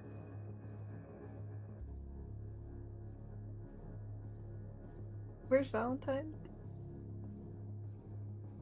Valentine, he's Valentine's over and he's chatting with Liz. Well, I'm gonna go over there. Valerie, as Valentine sees you approaching, he turns to Liz. He says, "It's been so lovely to speak with you. Please, we'll have to talk another time." And he kind of puts a hand on her shoulder and gives her a smile and disconnects from her and turns to greet you. Liz, she kind of got, what's the word? Snubbed. But she doesn't seem too bothered by it. She don't want to talk to you anyway. She gives a very gracious, another time, lovely to talk with you, Valentine, and then she leaves for calmer waters. And as you reach Valentine, he gives you a smile and says, Valerie, how rude of me to leave you on your own all this night. You're meant to be mine for tonight.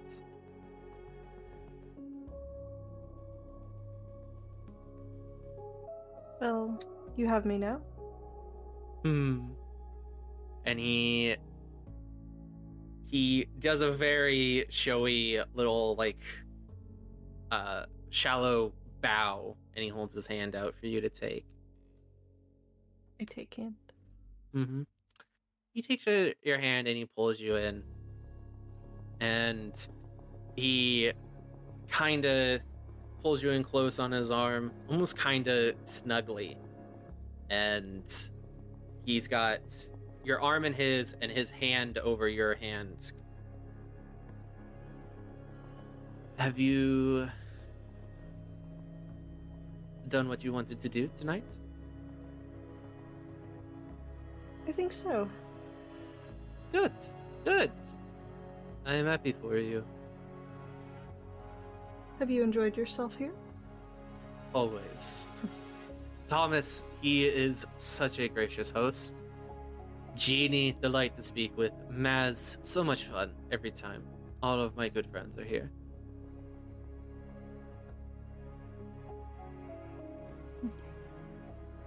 Yeah, it was nice to speak with Valerie. I spoke with Carter for a little bit. I saw that. I wonder why he comes here. He said it was for me. Did he now? Should I be jealous? I don't think so. You know where I come from. Sorry. You know where I come from, we would settle such things over pretty ladies with a duel.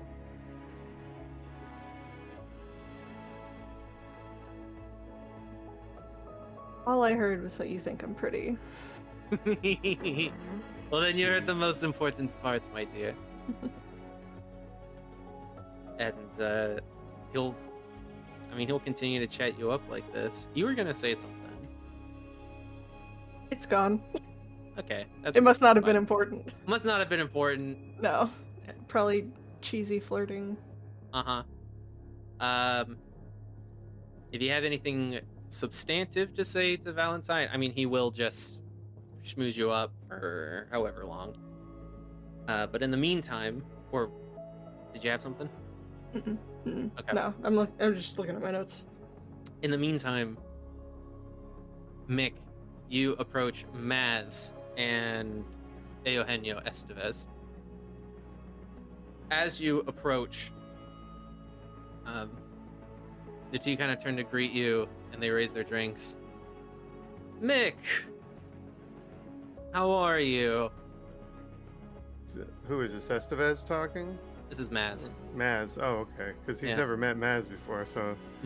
Well, there was a brief introduction at the beginning of the soiree, or when you arrived, I should say. Gotcha, I would have, okay. Mm-hmm. Well, it's going well enough. You know how these things typically go. Slow and a little boring. Yes, something like that. Not exactly the usual type of fun, right? Parties that I know best, there's usually more dancing. Yes, that sounds about right. Either that or beating the shit out of each other, one or the other. You know? Yes. Depends on Though the type of dancing, right? Maz looks at Estevez with this kind of shocked face of someone's speaking my language. Someone always gets drunk and they wants to start a fight. and someone Mhm. leaves with a black eye, and usually there's gunfire by the end of the day. Yeah, sounds about right. The horses get startled and someone gets kicked. Simpler times. Maz has the gun, right? That's him. He does. Oh shit, he's the one Matt with the has a six-shooter? peacemaker on his, yeah. He's got an old Oh, 6-shooter on his hip. hell. You two faring well enough then? But you know, people here are fun enough. Mhm. As he gives a smile and he says, "It's important to be out and about and show your face from time to time." Certainly. Mm-hmm. I've already said it once today, and it seems fitting to say again, as much as your social battery can handle. Not much of a socializer, are you, Mick? Really depends on the company. I can talk a whole lot, but not if, the mood's not right. Well, guess that's just our blood, isn't it? I saw you suppose talking with so. Marlena. Mhm. She's something, isn't she? She's wise. Wise. Well, I mean, forgive me, I don't know if it is well to speak ill of the individual, but the person responsible for me wasn't exactly hands-on by any means, so... Well, I have to say, Mrs. Maz, I've not properly distinguished Maz from Estevez's voice. I'm working on it. It's okay. Maz says, well, Bruja blood, right? Mm-hmm. I mean, not to speak ill of our clan. I don't know if Right. you've heard. I'm of your clan. I actually learned that this evening. Did you? Yes, we are so few, it seems. It's nice to find another. So few who are still loyal. I suppose that is the case, isn't it? But no. Yeah, I know you have a touchy relationship with Gareth, right? Yes. Yes, If that's the words, yes. If it makes you feel any better, I've never met a Bruja who loves their sire. My own sire. Back when I was alive, I spent my last dollar on a horse and I went out west. Mm-hmm. I thought I'd make a name for myself. And then one night, my sire, I don't know, she must have liked the look of me. And then, once I was up and eating, not a whole lot of kine out in the west in those days, those nights. Mm-hmm. She decided that that town wasn't big enough for the both of us.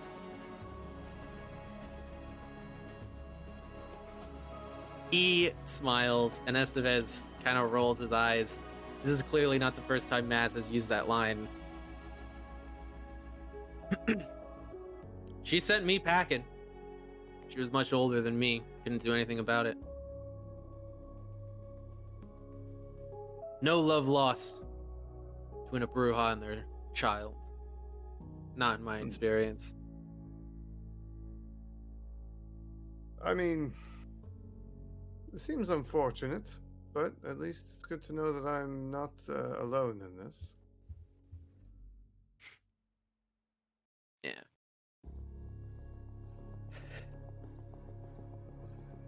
Well, to us, Yes. the paths we trod. He kind of raises his glass. Estevez kind of sips his drink and says, "A clan of individuals, I hear." Also, something I heard tonight as well.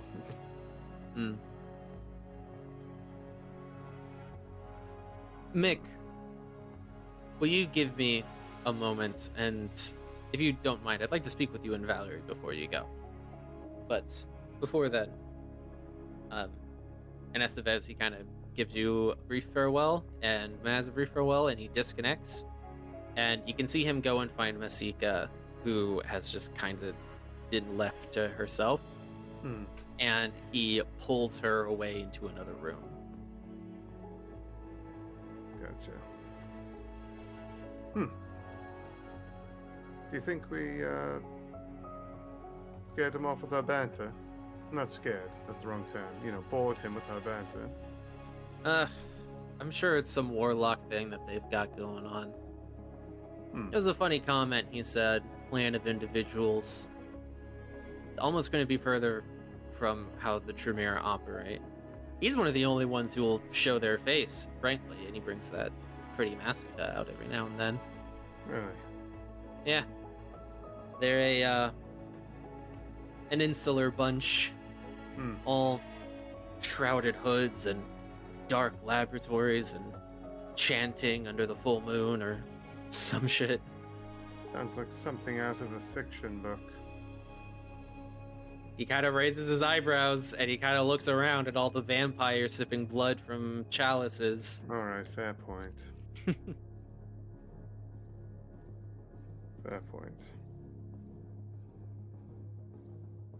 How do you think you're holding up, Mick? Here in the Camarilla. I mean, I'm surviving. I don't know for how long, but I'm trying. You play your cards right. Could be forever. Is that really what it's about, though? Forever? Forever doing what? Managing? I mean, if you're not ambitious. I do prefer to be ambitious. Find something that entertains you, Mick. That's my advice. You know, these grand ambitions, right? These passions that Kindred have, goals that they're trying to meet, all these machinations. Listen, I get it. You know, play the game.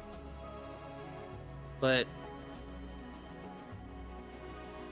if you wake up every night and you're not spending time trying to think of how to entertain yourself, whatever that might be, you're gonna go crazy before too long.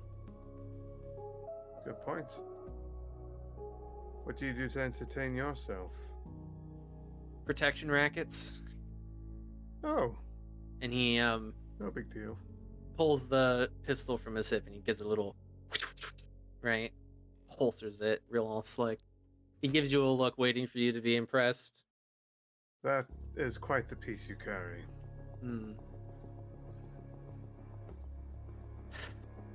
Simpler times. I imagine so in comparison to all this. More action, less talking, right? Oh yeah. But I was good at both. That's why you're here still, right? He looks at you and his eyebrows go up. He kind of points at you like he's never heard it put that way, but he likes it.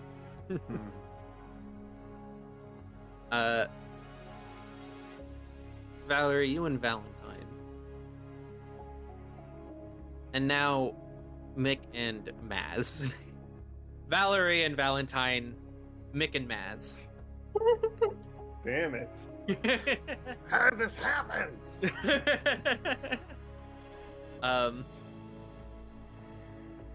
Y'all can just continue in your small talk a little bit until, if you don't have anything else that you'd like to specifically accomplish. Estevez said that he wanted to talk to you before you go. But other That's than definitely that, on the list.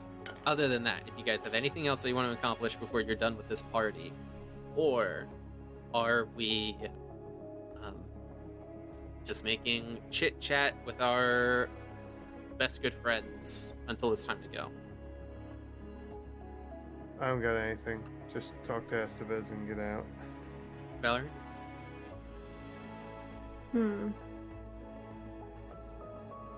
No, I think. No, okay, wait. Okay. Yeah.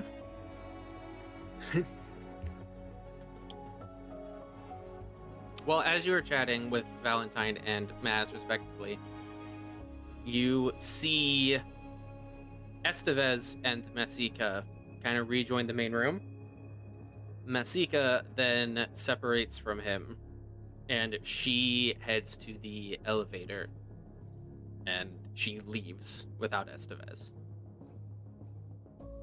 After just a brief moment, Estevez kind of looks around and he makes eye contact with the both of you, and he kind of makes a gesture towards the elevator, and he comes up to you, Valerie, and Valentine, and he says to Valentine, "Valentine, do you mind if I steal your date for a moment? We have some things to discuss.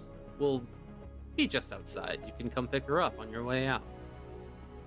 And Valentine nods. He's like, "Yeah, I was thinking of departing sooner than later.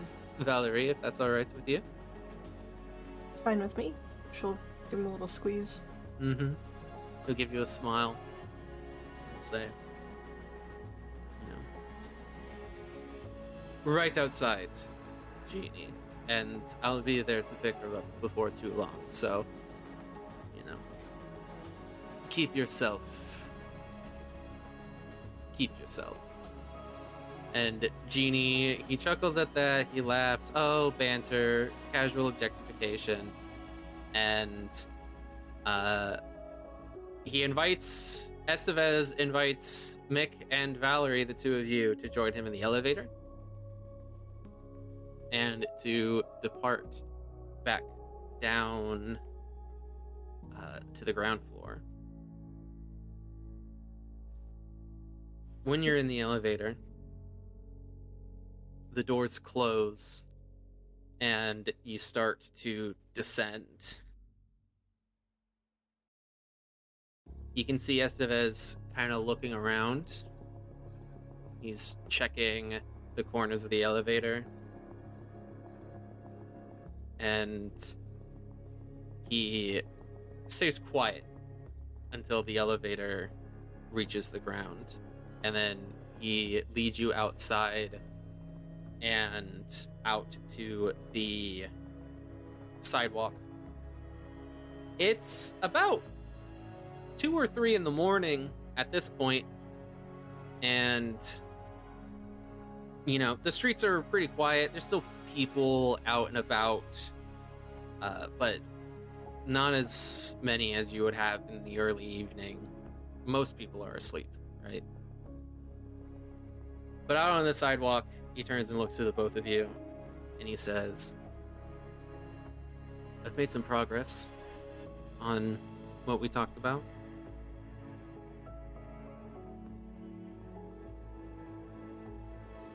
First of all, if you can get me any more, that'd be a big help. There's always more that I can learn.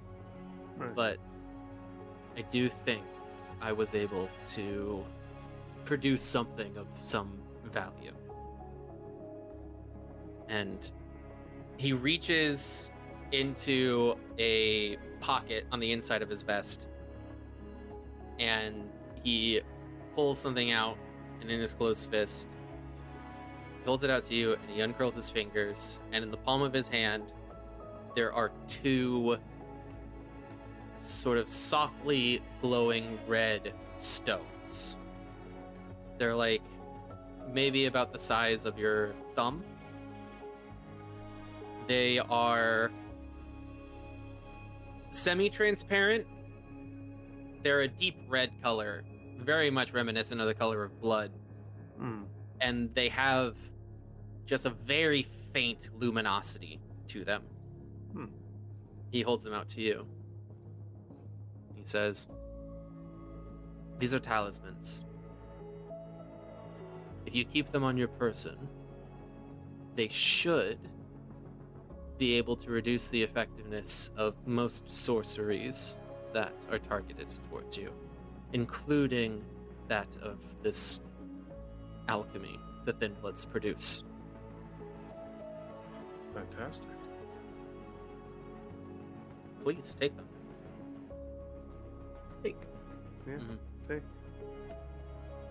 When you pick them up, they are, well, I was going to say pleasantly, but I don't know if you would find it pleasant. They're warm to the touch. Not hot, but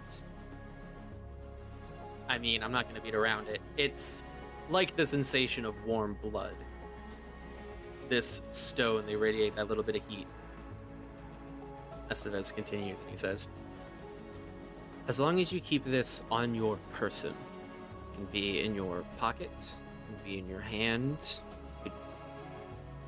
you could tuck it into your shoe if you like, but as long as it is on your person, it should offer some protection. Now, I want to stress that magic is unpredictable, and it takes lifetimes to fully understand even the simplest sorceries. So, in the time that I have had, with the resources that I have had, I cannot promise you that I understand this perfectly. I simply do not. So, don't put too much on the line in the hopes that these will protect you. However, considering the work that you have to do, they should help. Thank you. Thank you very much. Mick, did you bring the other one? You Wait have a another one? What? Are You you talking mentioned... about- You guys sort this The- out first. Which one are you I talking know he about? doesn't have it, but I'm Right. I'm trying to in characterly the little unmarked potion one that Fry gave us. Right. Yeah, he wasn't gonna give him that yet. Oh, well, But Valerie did mention it, Yes. and Estevez, he looks at the two of you and he says, you've got another. Not on me. Seemed a little irresponsible to bring it here. Well, it's getting late tonight, this morning, but It is. I could send Masika over to pick it up tomorrow night. Sure. That works. Fantastic. Any more that you find, it will help me understand this better.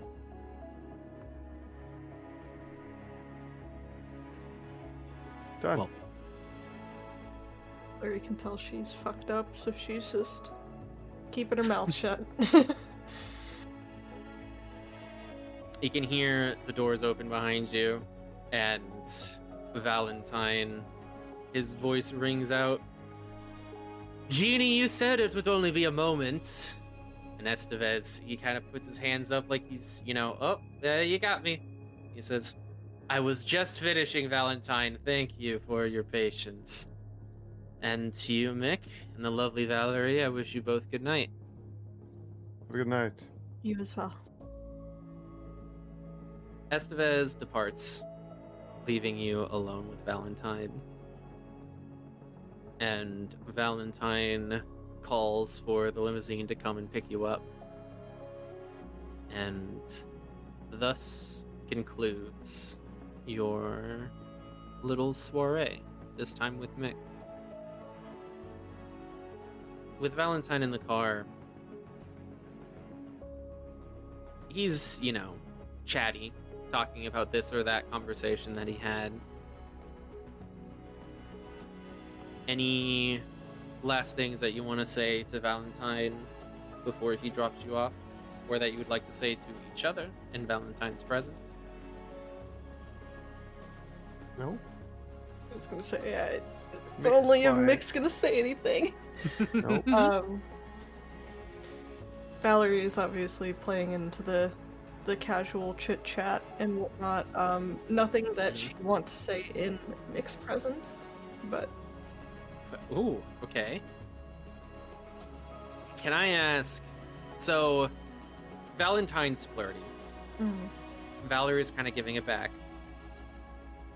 From Mick's perspective, and we can settle this with a roll or with stats if you guys like.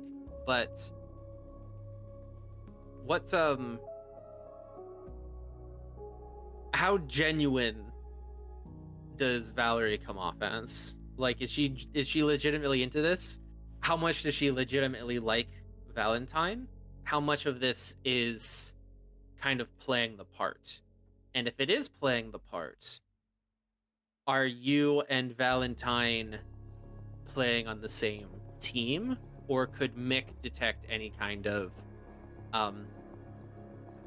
adversity between the two of you? And I know that this is a lot. Maybe we should put it up to... you have no points in insight, correct, Mick? Correct. Okay. So... that gives you, like, 2 dice, right? For what's the other one? Either wits or resolve. Your pick. Yeah, 2. 2. So you could take half and just take 1 success, and then Valerie, you can share how much you think 1 success would earn him. Or you could hope for a critical and give a roll. okay. Or maybe just 2 successes, so you get 2 successes.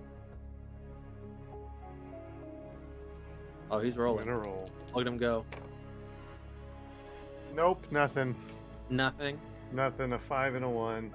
Well, a 5 and a 1.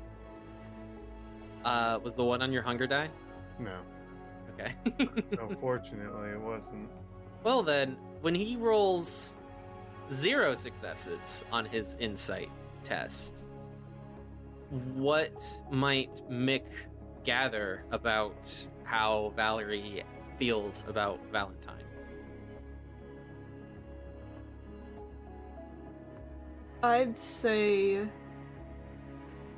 the biggest thing that stands out is that she is acting a lot more excited and flirty with him than she ever did with Victor. And maybe be reminded that she's been trying to play the game. Right. But could be either way. Who Mhm. knows? Mm-hmm. So now, wits or resolve plus insight from you, Valerie. You could either roll it or you could take half.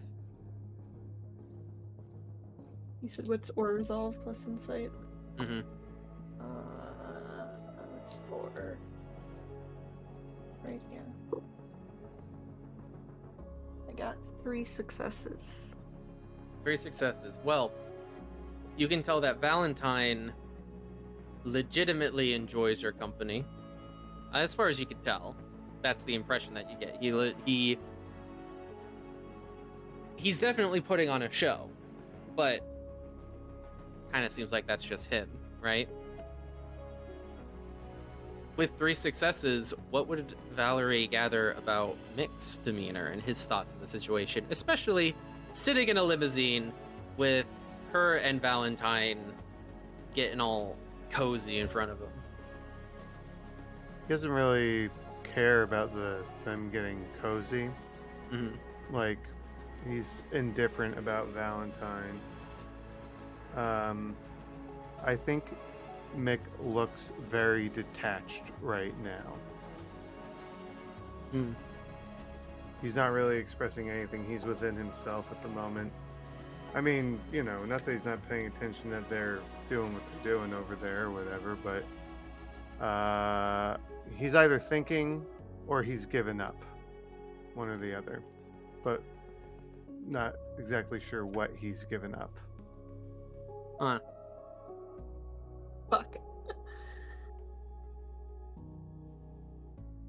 The limousine pulls up to your apartment building in Victor's domain. The door opens. Valentine gets out. He lets you both out. He gives you a sweet farewell, Valerie, and a friendly farewell, Mick. Good And- seeing you, Valentine. And he gets back into the limo. Before It pulls that, off. Oh, before that, yes. yes. Is Mick like getting out and leaving? Like He's going for booking the it? door, yeah. Okay. I mean, he's Okay. not like running, but you know, he is respectfully saying his goodbye to Mhm. Valentine, and then Mhm. he's turning to head to the door. He'll probably wait at the door for Valerie, but he's not standing by the car or anything. Okay. Valerie is going to kind of. Well, he's taller than her, right? Wait, Mick? a little Sure. bit. No, not you. Oh, Not you. Sorry. Valentine.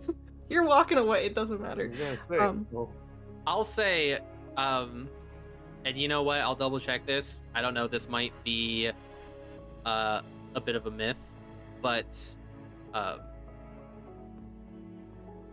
people in history have been shorter, is my understanding. mhm. So he's not significantly taller. He's probably relatively short for average male height, but Okay. he's taller than you. That's probably way more of an answer than you needed, but That's totally. I just needed a yes or no on the taller, but that makes sense. I'm just saying, for most kindred who are old, they Mhm. probably you probably notice that they're a little shorter. Well, she's gonna look up at him and smile and say, "You know, I Mhm. had a wonderful evening." I have to say the same. She's gonna kind of beckon him to like come closer. Yeah, he And then- will. Give him a little Oh, peck yeah. on the cheek. Really? If You'll you'll look allow so. Of course. You give him a little peck on the cheek. He gives a big ol' as if my heart beats. Valerie, you are a delight. If I may, he'll kind of put a hand under your chin, and he'll lean in and he will give you a quick kiss on the lips. And then he'll look at you and he'll say, Victor does not deserve you.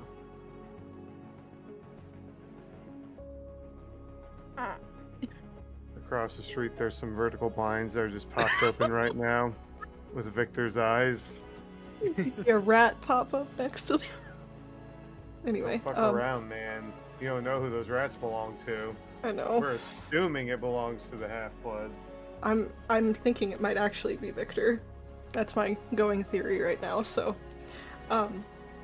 she's just gonna look a little flustered but smile. We'll have to meet up soon. You know how to reach me. Of course. Au revoir, Valerie. And he gets into the limousine and it pulls away. And I think that's probably a good time to call it a night.